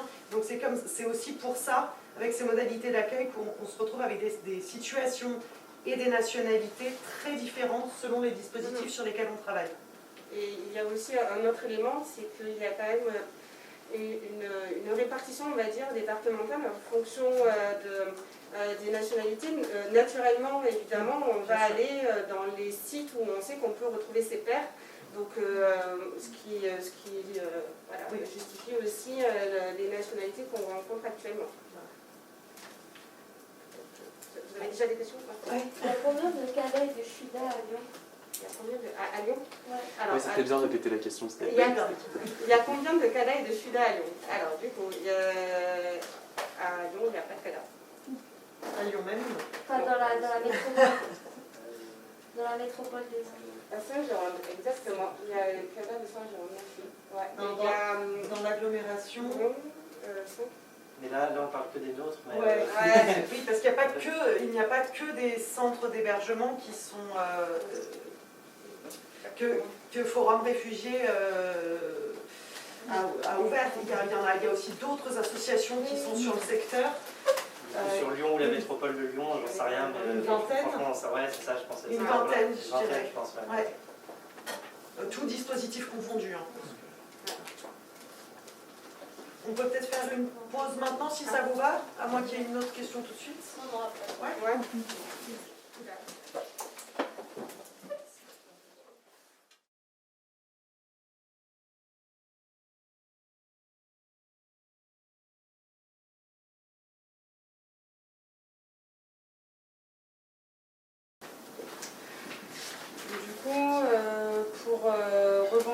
sur la différence de site qu'il peut y avoir entre nous deux. Donc, Alice travaille dans un KES et je travaille dans un CADA. Le CADA, on n'accompagne que les personnes qui sont en demande d'asile. Et cela signifie que c'est la France qui a été reconnue comme étant responsable de la demande d'asile. À la différence d'Alice, qui... Alors, nous pouvons accueillir des personnes qui sont sous tout type de procédure, donc en procédure normale, en procédure accélérée et en procédure Dublin. Actuellement, ces derniers mois, on a eu beaucoup moins de personnes en procédure Dublin, notamment parce qu'il y a des sites qui ont été décidés comme étant des sites vraiment dédiés pour héberger les personnes qui sont sous procédure Dublin. Après, il arrive effectivement que ces sites soient pleins et qu'il y ait des familles qui soient considérées comme particulièrement vulnérables et qui soient donc orientées sur le CAES le temps que les centres dédiés aient une place ou notamment quand la préfecture sait d'ores et déjà que c'est une procédure qui risque d'être requalifiée rapidement en procédure normale ou en procédure accélérée. Du coup, je vais essayer un peu de vous parler de mon quotidien de travail, et, qui peut parfois se rapprocher de celui d'Alice, à la différence près qu'on ne travaille pas du coup sur les mêmes types de procédures. Je suis chargée d'accompagnement juridique et social. Ça signifie que notre mission, c'est d'accueillir, d'accompagner et d'orienter. Accueillir une personne qui vient en centre d'accueil et d'hébergement, ça veut dire déjà lui souhaiter tout simplement la bienvenue et lui proposer, dans la mesure du possible, un accueil bienveillant et un temps où elle puisse se poser et déposer ce qu'elle a à nous dire, au travers notamment de divers rendez-vous qu'on va pouvoir organiser avec elle. L'idée déjà de l'accueil, il s'organise au sein de l'équipe, en amont de l'orientation de la personne faite par le dispositif national d'accueil, donc par l'OFI, et au moment où la personne arrive. C'est-à-dire que de manière pluridisciplinaire, on va essayer de réfléchir à quels outils on doit mettre en place pour que la personne se saisisse aussi du cadre dans lequel elle est, et quelles solutions on peut proposer à cette personne-là avant même de la connaître. C'est-à-dire qu'on peut savoir qu'elle a une pathologie, on peut savoir qu'elle a une vulnérabilité spécifique, et donc là on va se dire, bon ben, si la personne par exemple est en fauteuil roulant, on va réfléchir en amont de l'endroit où on va l'héberger, dans quelle chambre on va l'héberger. Ça peut paraître des détails, mais quand on a un centre qui comprend 170 personnes, c'est une réflexion et vraiment une organisation pour que cette personne puisse avoir les conditions nécessaires, sans biaiser aussi les personnes qui sont déjà présentes sur le site. Ouais. Vous avez des chambres, enfin, une famille où c'est des dortoirs ou c'est des chambres... Non, c'est des chambres individuelles. Il n'y a pas de partage, il n'y a pas de partage des chambres. Dans notre centre, il y a un dispositif dédié qui a ouvert récemment, qui est associé au centre de transit et qui est un dispositif dédié pour les femmes victimes de violences. Et ce site-là, effectivement, peut demander le partage des chambres. Voilà. Et en fait, là on parle de ces sites-là, en fait, ça peut prendre des formes très différentes, ces lieux d'hébergement qui ont les mêmes acronymes et qui ont les mêmes cahiers des charges, en fait, donc ils doivent remplir les mêmes missions, mais parfois ça peut être en appartement diffus, par exemple, donc il y a dans une ville plusieurs appartements qui assurent le rôle d'hébergement et des bureaux qui assurent le rôle d'accompagnement, travail social, etc., accompagnement social, juridique, administratif. Des fois c'est des centres en dur avec tout le monde dans le même logement, enfin tout le monde dans le même hébergement, etc. Donc ça prend des formes, il n'y a pas de modèle type, le seul, comme je disais tout à l'heure, c'est juste qu'ils sont tenus par un cahier des charges, donc les CADA ont un cahier des charges, donc ils doivent assurer un certain nombre de missions Et dans l'hébergement, il y a un nombre de mètres carrés par personne, etc. Enfin, il y a des choses qui sont quand même des standards, mais après qui peuvent être déclinés sous plein de formes différentes au niveau du bâti et de la réalité de comment c'est mis en œuvre. Effectivement, j'ai pu travailler sur Paris où c'était donc de l'hébergement éclaté et là effectivement il y avait un partage de l'appartement, voilà, de personnes d'horizons complètement différents et du coup la cohabitation peut parfois être compliquée parce que au-delà même des habitudes de chacun, il y a la promiscuité qui on est obligé de partager son intimité et quand de manière générale, c'est pas forcément agréable quand c'est imposé et quand par derrière il y a des questions de vulnérabilité, du trauma, on doit déjà penser à soi dans cet espace de reconstruction et on a du mal du coup à pouvoir combiner ça avec celui de la personne qui est en face de nous. Donc tu disais... Attends. Ouais, du coup j'ai une deuxième question. Est-ce que les demandeurs d'asile peuvent être logés dans des CHRS ou pas du tout? C'est pas un lieu d'hébergement pour demandeurs d'asile, en tout cas au sens... quand on parle du dispositif national d'accueil, dans le dispositif national d'accueil, là où il y a les moins de 50%, là où l'OFI doit orienter, c'est pas dans un CHRS. Les CHRS, ça peut être de l'hébergement d'urgence de droit commun, les CHRS, ça peut être d'autres types d'hébergements auxquels ils peuvent, après je ne connais pas hyper précisément ça, mais ils peuvent a priori solliciter des CHRS au sens d'un accueil inconditionnel, qui n'est pas lié au statut, etc. Mais sinon, c'est pas ces types-là d'hébergement. Mais ils peuvent, s'ils peuvent faire la demande en CHRS, c'est ce que... Alors beaucoup de CHRS conditionnent quand même leur entrée à la régularité du séjour. Du coup, je vous disais, donc, il y a cet accueil-là qui est en va-et-vient entre la possibilité de laisser la personne se poser, cette bienveillance-là, dynamique de vouloir accueillir le propos de la personne, et puis il y a aussi le cadre. Il est obligé de spécifier, et la personne va signer donc un contrat. Et ce cadre-là précise notamment que la durée de prise en charge est liée à la procédure d'asile. Et avec un certain nombre de dispositions qui se modifient au fur et à mesure aussi évidemment de l'évolution des lois. Toi, peut-être que tu as un autre regard là-dessus.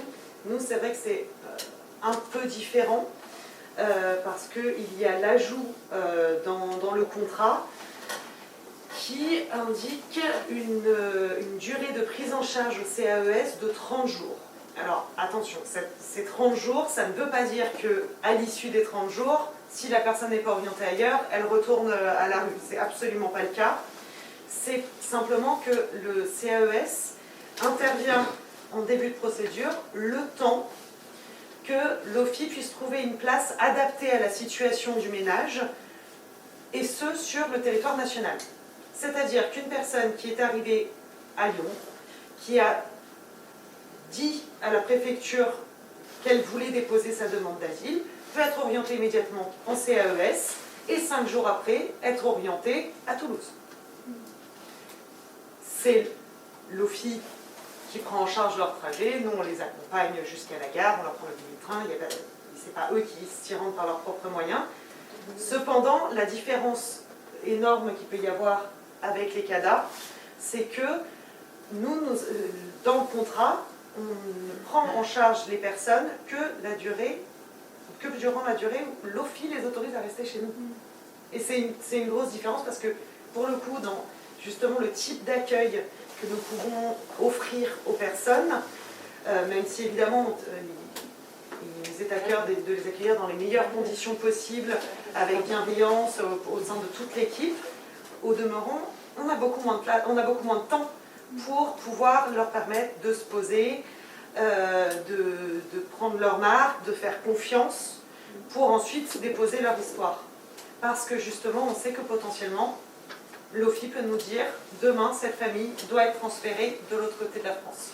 Et qu'il faut avoir fait un certain nombre de choses dans le peu de temps qui nous est imparti, ce qui amène un autre type de relation avec les personnes aussi.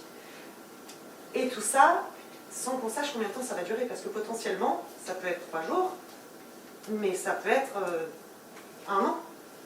Ça peut être pour toute la durée de la procédure. Et donc ça, dans le rapport qu'on a avec les gens, ça amène aussi autre chose, dans le type d'accompagnement qu'on va avoir. C'est pas la même chose que quand on leur dit en arrivant, pour la durée de votre procédure, vous serez ici, posez-vous. C'est pas du tout la même chose. Ça leur demande pas non plus de mobiliser les mêmes ressources et ça ne leur permet pas de nous faire confiance de la même façon. La procédure de l'OFI, quand les gens sont attribués à Toulouse, la personne elle-même est concernée, c'est-à-dire on lui demande son avis? Non, pas du tout. Non, parce que alors, la personne qui passe en préfecture et qui ensuite rencontre l'OFI Oui. signe les modalités de ces conditions matérielles d'accueil dans lesquelles il est clairement indiqué qu'elle n'aura pas le choix. Donc la personne n'est pas consultée pour savoir où elle va être orientée. Après, on est bien d'accord que pour, je ne sais pas, une pathologie grave sur un enfant, HFME étant particulièrement compétent en la matière, on ne va pas transférer cette famille au fin fond de la Creuse. Bien sûr que ces choses-là vont être prises en compte. Mais la personne n'a pas le choix. Si l'OFI l'oriente dans un centre, quel qu'il soit, la personne doit y aller, ou si elle refuse, perd toutes ses conditions matérielles d'accueil. C'est-à-dire que non seulement elle ne proposera pas un autre lieu d'hébergement, mais elle n'aura plus droit à l'allocation non plus. Vous aviez une autre question? Oui, moi j'ai une petite question un peu délicate par rapport à la fin de prise en charge en CADA. Parce qu'en fait, il y a un CADA dans la ville où ma mère habite, qui est une petite ville où en fait les associations et les résidents se mobilisent à chaque fois qu'il y a une fin de prise en charge pour que les familles ne soient pas expulsées. Donc j'imagine que ça doit être délicat. Est-ce que vous les aidez à... Enfin, vous avez un délai pour qu'ils puissent trouver un hébergement chez des confrères? Comment ça se passe? Et puis comment ça se passe quand leur demande est acceptée? Est-ce que vous les orientez vers un logement, du coup, ils sont autorisés à rester? Enfin, dans les deux cas, en fait, quand c'est rejeté ou quand c'est accepté. Alors, la question que vous c'est quelles sont les modalités finalement de sortie pour les personnes qui sont déboutées. Ça va être super délicat, j'imagine. Oui. Alors, tout d'abord, l'OFI, qui conditionne du coup la prise en charge, donne, grosso modo, 1 mois à partir du rejet définitif de la demande. Dans ce laps de temps-là, effectivement, ça signifie que la personne déjà doit accepter et accueillir la décision qui lui a été imposée par les institutions. Dans ce laps de temps-là, il faut qu'on lui explique du coup quelles vont être ses possibilités en dehors de l'accompagnement qui est proposé, à savoir l'hébergement, la domiciliation et tous les dispositifs existants de droit commun. Donc pour l'hébergement concrètement, les solutions que l'on a, ça va être de solliciter la MVS, le 115, et ça va être de solliciter les réseaux personnels des personnes. Donc l'école, le réseau communautaire, et effectivement, du coup dans le cas de votre village ou de ville, j'ai pas retenu, mais la mobilisation, on va dire, citoyenne, tout à fait. Il y a très peu de solutions, clairement. Et c'est là toute la complexité de l'accompagnement à ce moment-là qui fait que quand je parlais d'orientation tout à l'heure parmi les missions qu'on doit remplir, c'est que dès le départ, il y a un peu cette épée de Damoclès qui est, bon ben, posez-vous mais ne vous installez pas. Parce que au terme de cette procédure, ben, dont on ne connaît pas l'issue, ben, il est possible que vous ayez à sortir du centre et à aller vers d'autres dispositifs. Donc pensez d'ores et déjà à les réseaux que vous allez pouvoir mobiliser. Et pour la deuxième partie de votre question, vous parliez des personnes qui ont une décision positive. À Lyon, dans le Rhône, on a un dispositif qui s'appelle Accélère, qui est également fait par Forum Réfugiés ici, qui est assez unique en son genre. Il y en a quelques-uns en France, mais pas beaucoup, qui permet un accompagnement spécifique des bénéficiaires de la protection internationale. Donc, qui va les accompagner vers l'emploi et vers le logement. Durant cette période où ils vont chercher un emploi et où ils vont chercher un logement, ils restent chez nous. Ils ont l'autorisation dérogatoire par l'OFII de rester chez nous, de continuer à bénéficier de l'hébergement, mais aussi de tout l'accompagnement qu'on peut leur offrir. Ils n'auront plus droit à l'allocation demandeur d'asile, qu'ils ne sont plus, mais ensuite, selon leur situation, ils pourront être bénéficiaires du RSA ou de la garantie jeune, voilà, comme le droit commun. L'avantage d'Accélère, c'est aussi que pour l'accès au logement social, que tout à chacun peut demander, pour un Français, on va être sur, à Lyon, 4 à 5 ans de délai pour obtenir un logement social. Dans le cas du dispositif Accélère qui a des partenariats privilégiés, on est plutôt autour d'un an ou deux. Voilà, alors, tout dépend évidemment de la composition familiale et du parc social disponible à ce moment-là. À Lyon, par exemple, il y a beaucoup de T3, par exemple. Donc, pour une famille avec peu d'enfants, ça va être facile. Pour une personne isolée, s'il accepte d'être en colocation avec un de ses compatriotes ou un de ses amis qui est sur le même centre, ça peut être une solution, mais s'il est seul, des studios, il y en a peu. Voilà, c'est toutes ces choses-là qui vont rentrer en ligne de compte, donc il n'y a pas de durée, voilà, je vous donne seulement des chiffres moyens. Mais il y a cet accompagnement-là qui est disponible effectivement à Lyon, et c'est l'un des rares, donc ça, clairement, même si ça reste long, et pour les personnes c'est long, parce que quand on a déjà attendu sa décision, qu'on souffle enfin en se disant waouh, c'est bon, là il y a les papiers, c'est cool, et là on leur dit attends, le temps que les droits à la CAF soient ouverts, donc qu'il y ait de l'argent qui rentre.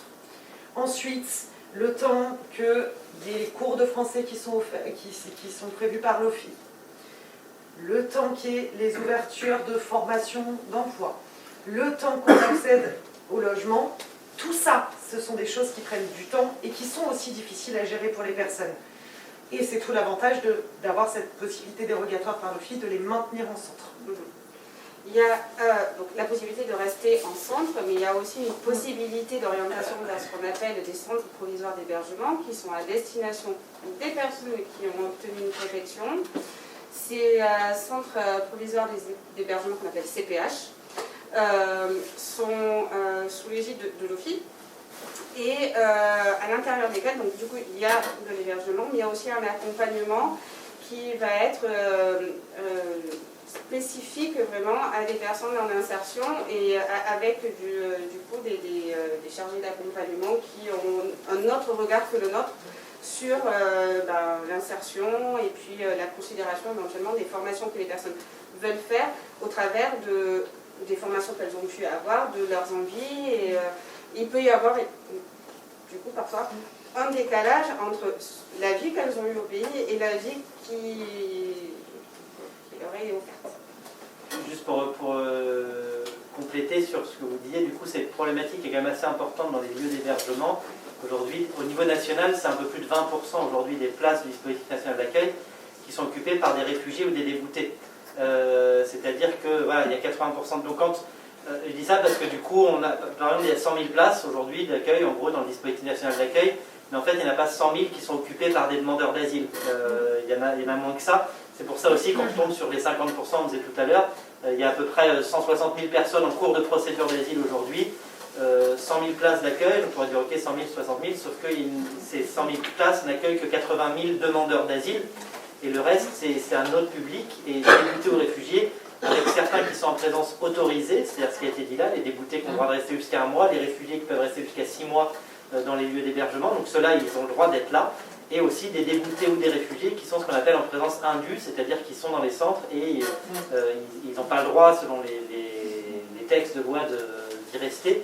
Et c'est vrai que c'est des problématiques importantes, enfin les présences indues, etc., y compris sur la question des regards qu'il peut y avoir de l'extérieur sur ces centres-là, avec parfois, comme ça a été bien dit par ma collègue, c'est vrai que beaucoup de choses se jouent dès le départ aussi, et dans la compréhension des personnes qu'on accueille sur ce cadre-là. C'est-à-dire que qu'ils comprennent bien qu'on est dans un cadre qui est lié à la procédure d'asile et quand ça s'arrête, il faut basculer sur autre chose.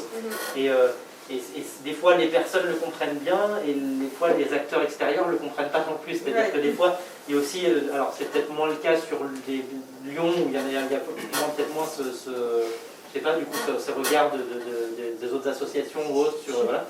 Mais en tout cas voilà, donc si aussi sur Lyon, mais du coup c'est vrai que c'est des choses qu'on rencontre beaucoup aussi sur des territoires ruraux ou autres où il y a cette idée de se dire c'est dégueulasse de mettre quelqu'un à la rue en fait, oui, c'est le principe oui, sauf que en fait la personne on l'a accueillie avec un contrat de séjour où les choses étaient claires depuis le départ et c'est vrai que c'est quand c'est lié à la procédure d'asile et après ça s'arrête, il faut basculer sur autre chose et quand il n'y a pas d'autre solution, c'est vrai que c'est hyper compliqué pour tout le monde de faire ça et pour le coup c'est une mission compliquée des travailleurs sociaux d'avoir ce rôle-là aussi de dire à des gens, voilà, maintenant c'est fini votre prise en charge, à vous de trouver une autre solution. Et potentiellement dire aux gens, vous devez sortir, et vous devez, y compris si vous n'avez pas de solution, y compris si vous avez une famille avec enfants, y compris, du coup c'est une partie compliquée effectivement du travail. Mais voilà, c'est pas des centres d'hébergement inconditionnel, justement c'est des centres d'hébergement liés à la demande d'asile, quoi. Et donc du coup c'est un peu la règle du jeu aussi des départs, mais qui est pas si simple, c'est plus simple à dire qu'à mettre en œuvre. Ce sont aussi des personnes qui ont eu un parcours d'errance en Europe, dans d'autres pays avant d'arriver en France, puis en France. Et ça aussi, ça continue le trauma, ce qui fait qu'au moment où ils arrivent chez nous, ils ne sont pas en stress post-traumatique, ils sont encore dans la phase traumatique. Et ça amène aussi un autre regard. C'est que nous, on a instinctivement envie d'accompagner chez le trauma de ce qui a été vécu, mais en fait, ils sont encore dans la phase traumatique. Donc l'orientation vers un dispositif spécialisé d'accompagnement psychothérapeutique n'est pas forcément adapté dans l'immédiat. Parce que la personne n'est pas forcément en capacité de se saisir de ça. Donc comment faire pour lui permettre de se tranquilliser suffisamment pour pouvoir se poser, pour pouvoir déposer son histoire, parce qu'on rappelle qu'il n'y a que 21 jours pour le mettre par écrit. Donc après, certes, ça va être un peu plus long pour être convoqué à l'OFPRA, mais il n'y a quand même que 21 jours pour déposer au moins les grandes lignes. Et ça, c'est pas forcément facile de se mobiliser dans ce petit laps de temps. Il faut l'écrire en français, hein, oui, bien sûr, pardon. Oui, c'est un détail qui a son importance, parce qu'il s'agit de faire confiance à deux personnes, aussi mine de rien. Pour quelqu'un qui n'est pas francophone, c'est faire confiance à un interprète et à la personne qui recueille le récit. Ça demande, c'est bête, hein, mais ça ramène quand même aussi une autre difficulté, surtout pour des gens qui ont vécu par exemple une incarcération ou des interrogatoires. Parce qu'on n'y pense pas aussi, mais nous qui avons nos questions comme ça, ah oui, et ça, c'est pas forcément quelque chose qui va être facile à appréhender pour un demandeur d'asile, selon sa situation.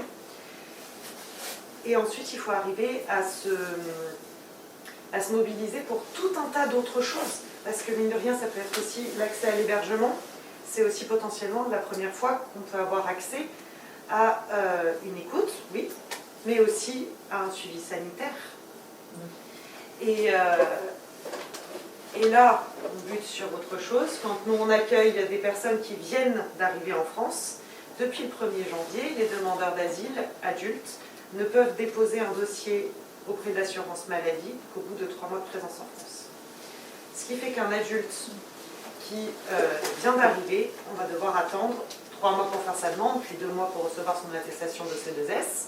Donc en attendant, pour voir un médecin, pour avoir un suivi gynécologique, tout ça, on ne peut pas. Donc on va être envoyé sur ce qu'on appelle les PASS.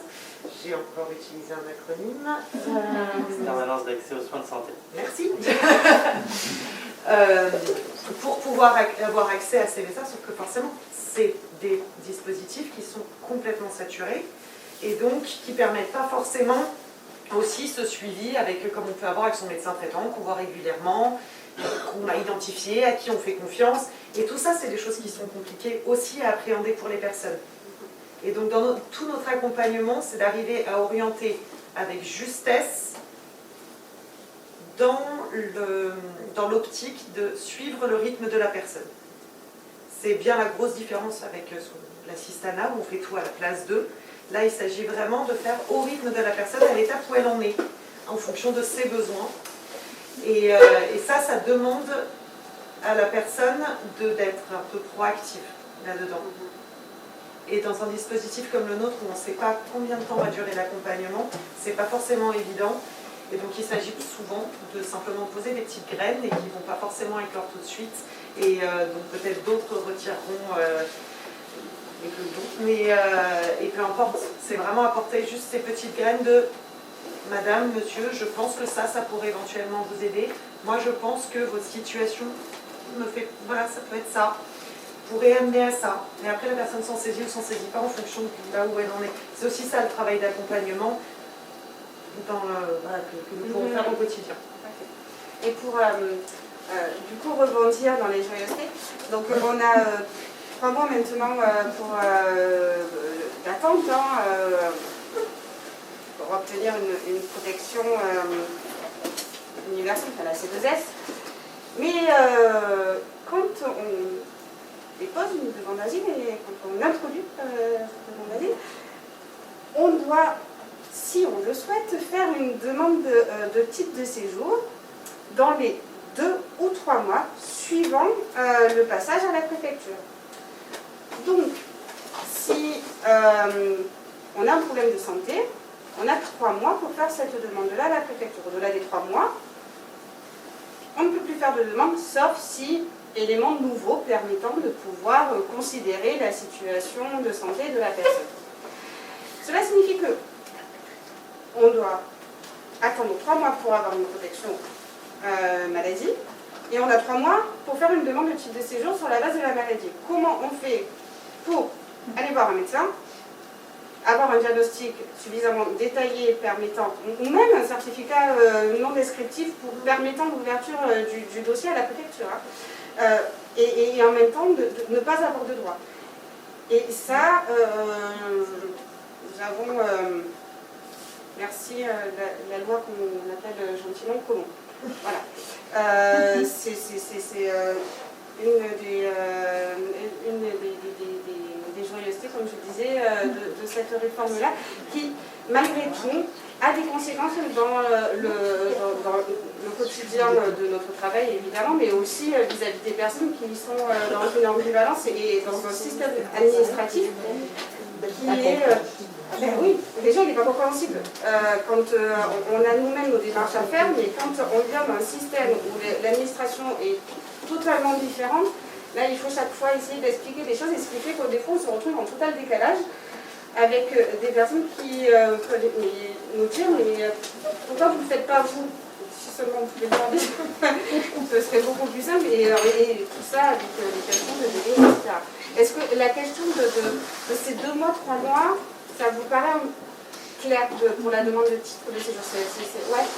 C'est en parallèle de la demande d'asile, ouais, du oui, coup, ça. C'est ça. Aujourd'hui, donc, et l'échéance est décalée, du coup, Non, ça reste sur... Non.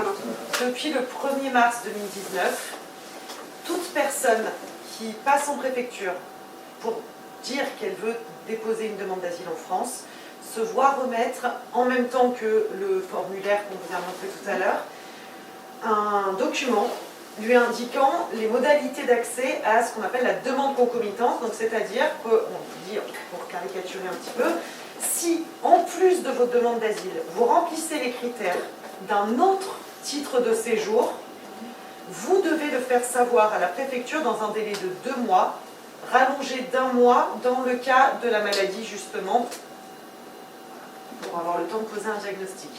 Donc la personne est dans l'obligation de devoir déposer ça, mais c'est vraiment 2 demandes qui sont séparées. Après, sa deuxième demande de titre de séjour, dans les faits, ne va pas être... elle va être instruite, mais la personne n'aura pas l'information de ce qui a été décidé par la préfecture. Parce que quoi qu'il arrive, la demande d'asile reste prioritaire parce qu'elle ouvre plus de droits. Donc, la personne va continuer sa procédure de demande d'asile, comme tout à chacun. Et à la fin, si sa demande d'asile a une issue positive, on jette l'autre dossier. Si la demande d'asile a une issue négative, la préfecture va donner la réponse à la personne sur son autre demande. Donc les situations traumatiques peuvent amener à un titre de séjour sur sur le Non, pas du tout. Alors, une situation traumatique Peut-être pas, et en règle, disons que la souffrance psychique, en règle générale, ne ouais, non, je pèse mes mots, pardon, n'est pas vraiment prise en compte dans l'appréciation d'un titre étranger malade.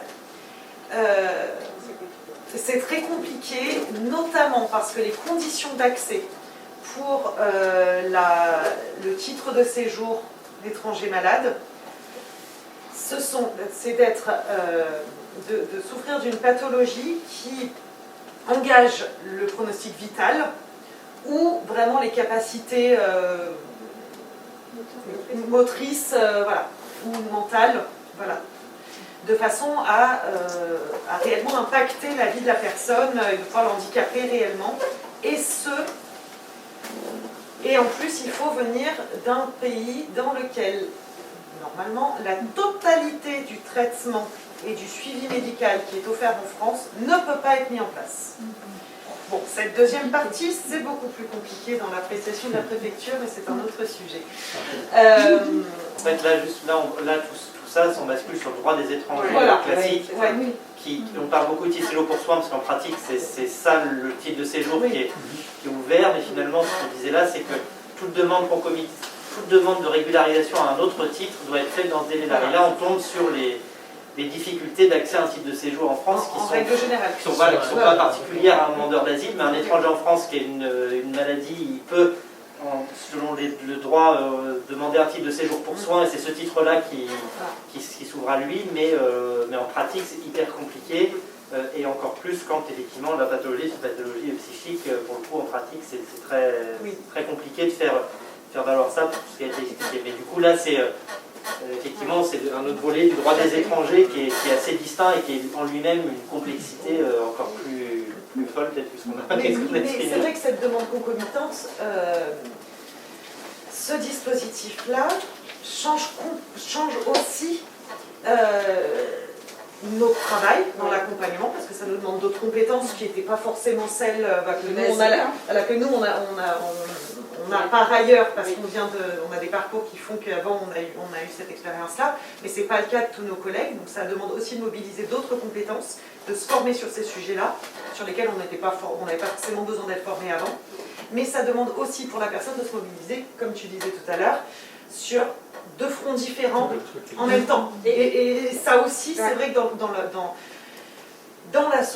c'est que ça ramène aussi de la souffrance psychique parfois. C'est ça qui est paradoxal. Hein. C'est que ça ramène aussi une difficulté pour la personne, vraiment pour pouvoir ensuite appréhender sa procédure, et dans ce méandre administratif aussi, ça ramène quand même beaucoup de complexité pour la personne.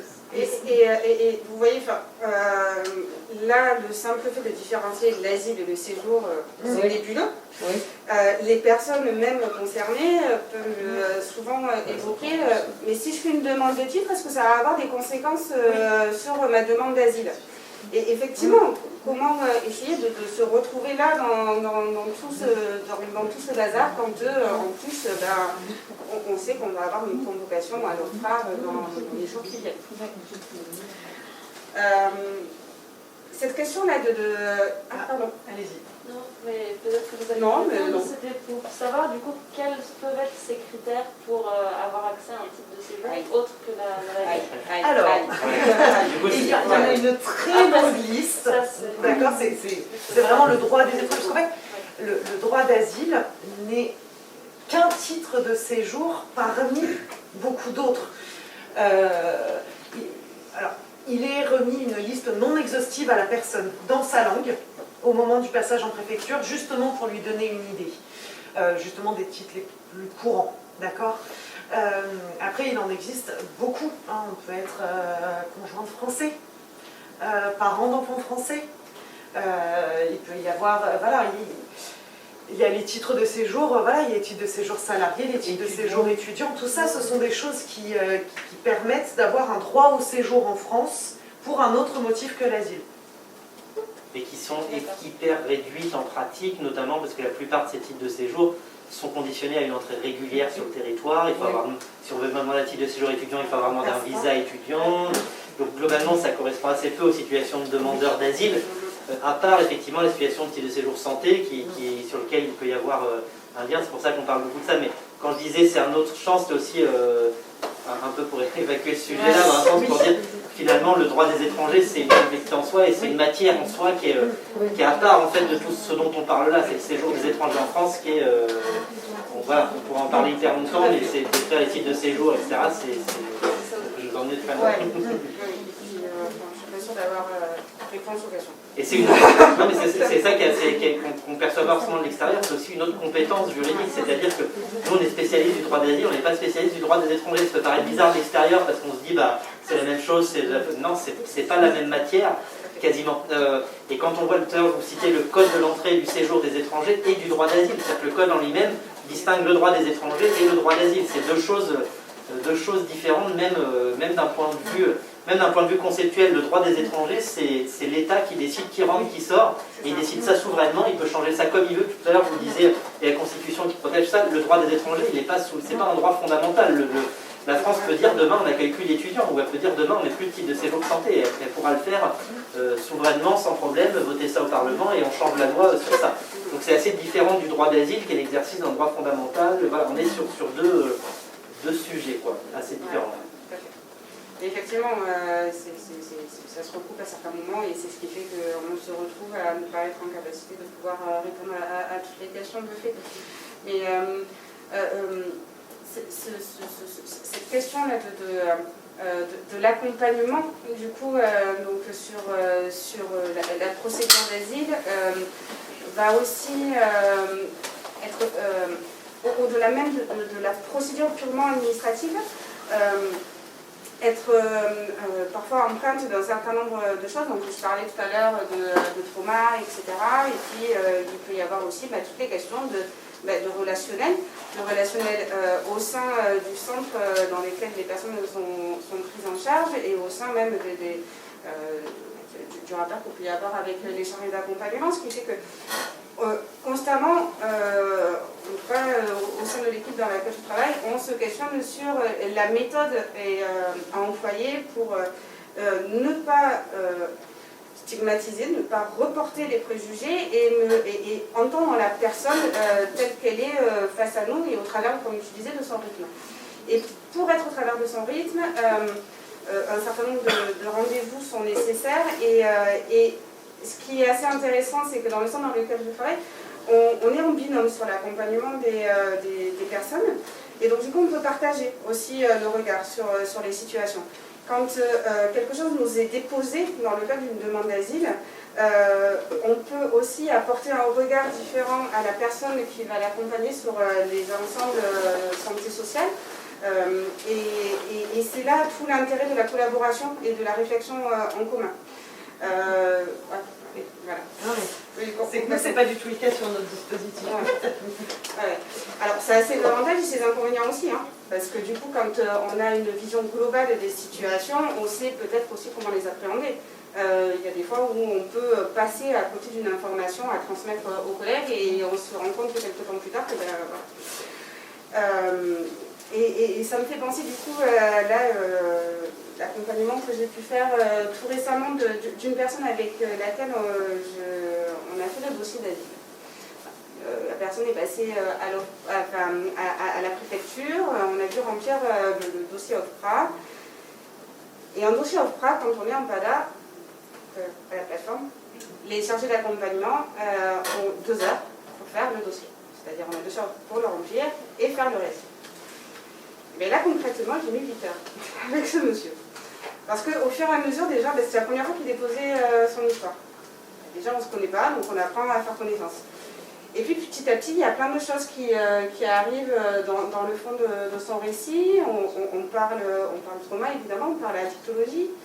On va parler aussi conditions d'hébergement, parcours.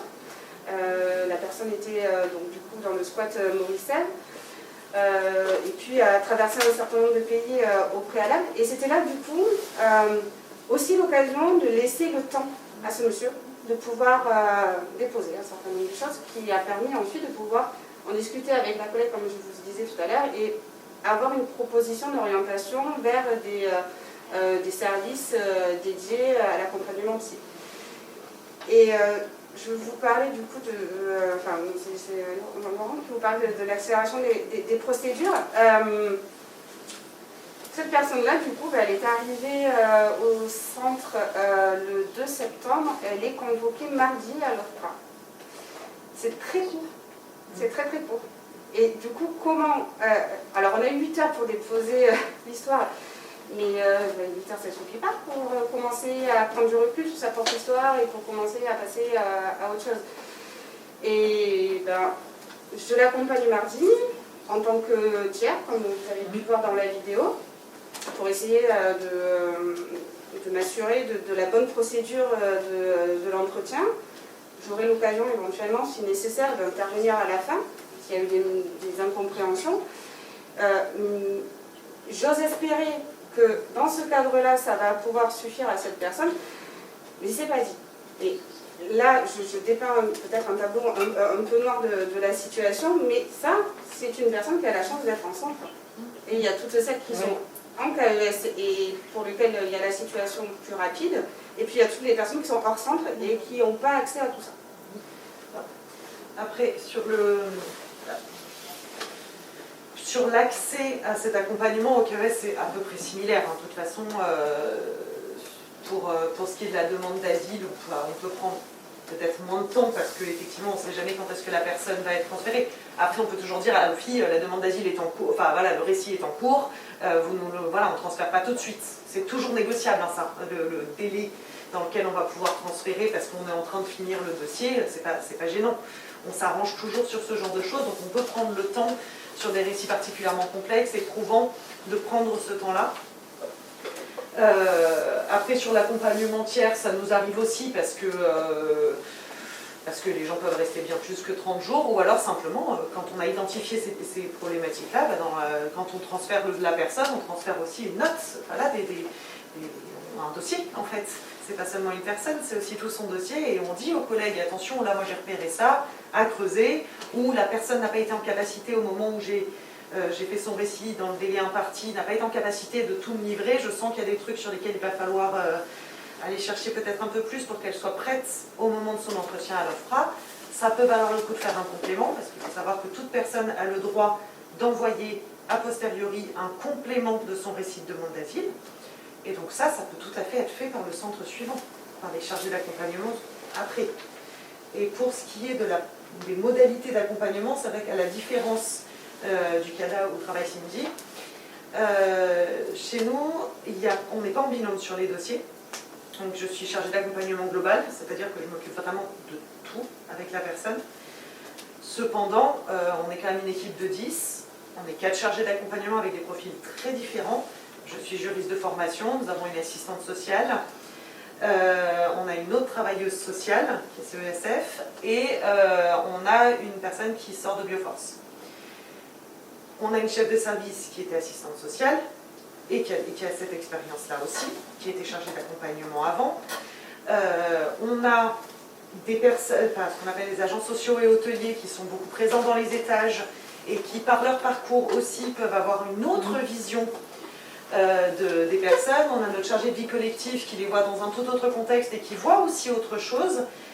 Et ça amène aussi à avoir un regard croisé sur les situations, parce que ce que quelqu'un va pouvoir déposer dans un bureau, dans un cadre quand même relativement formel, c'est pas la même chose que ce qui va se passer dans le bâtiment, que dans les étages, dans la cour, au cours des sorties, c'est d'autres choses, et donc ce regard croisé, on va l'avoir quand même, et c'est tout l'intérêt d'avoir des profils très différents au sein des équipes, qui pour le coup est quand même quelque chose qui tient à cœur pour un réfugié, qui est le cas sur pratiquement tous les sites de ma connaissance. Voilà, pour vraiment pouvoir avoir ce regard croisé, parce que forcément, de par nos formations initiales, de par notre parcours et de par notre cœur de métier en lui-même, on ne voit pas les mêmes choses. Voilà, et c'est pour ça que c'est intéressant d'avoir ce regard croisé, quoi qu'il arrive, même quand on est chargé d'accompagnement global.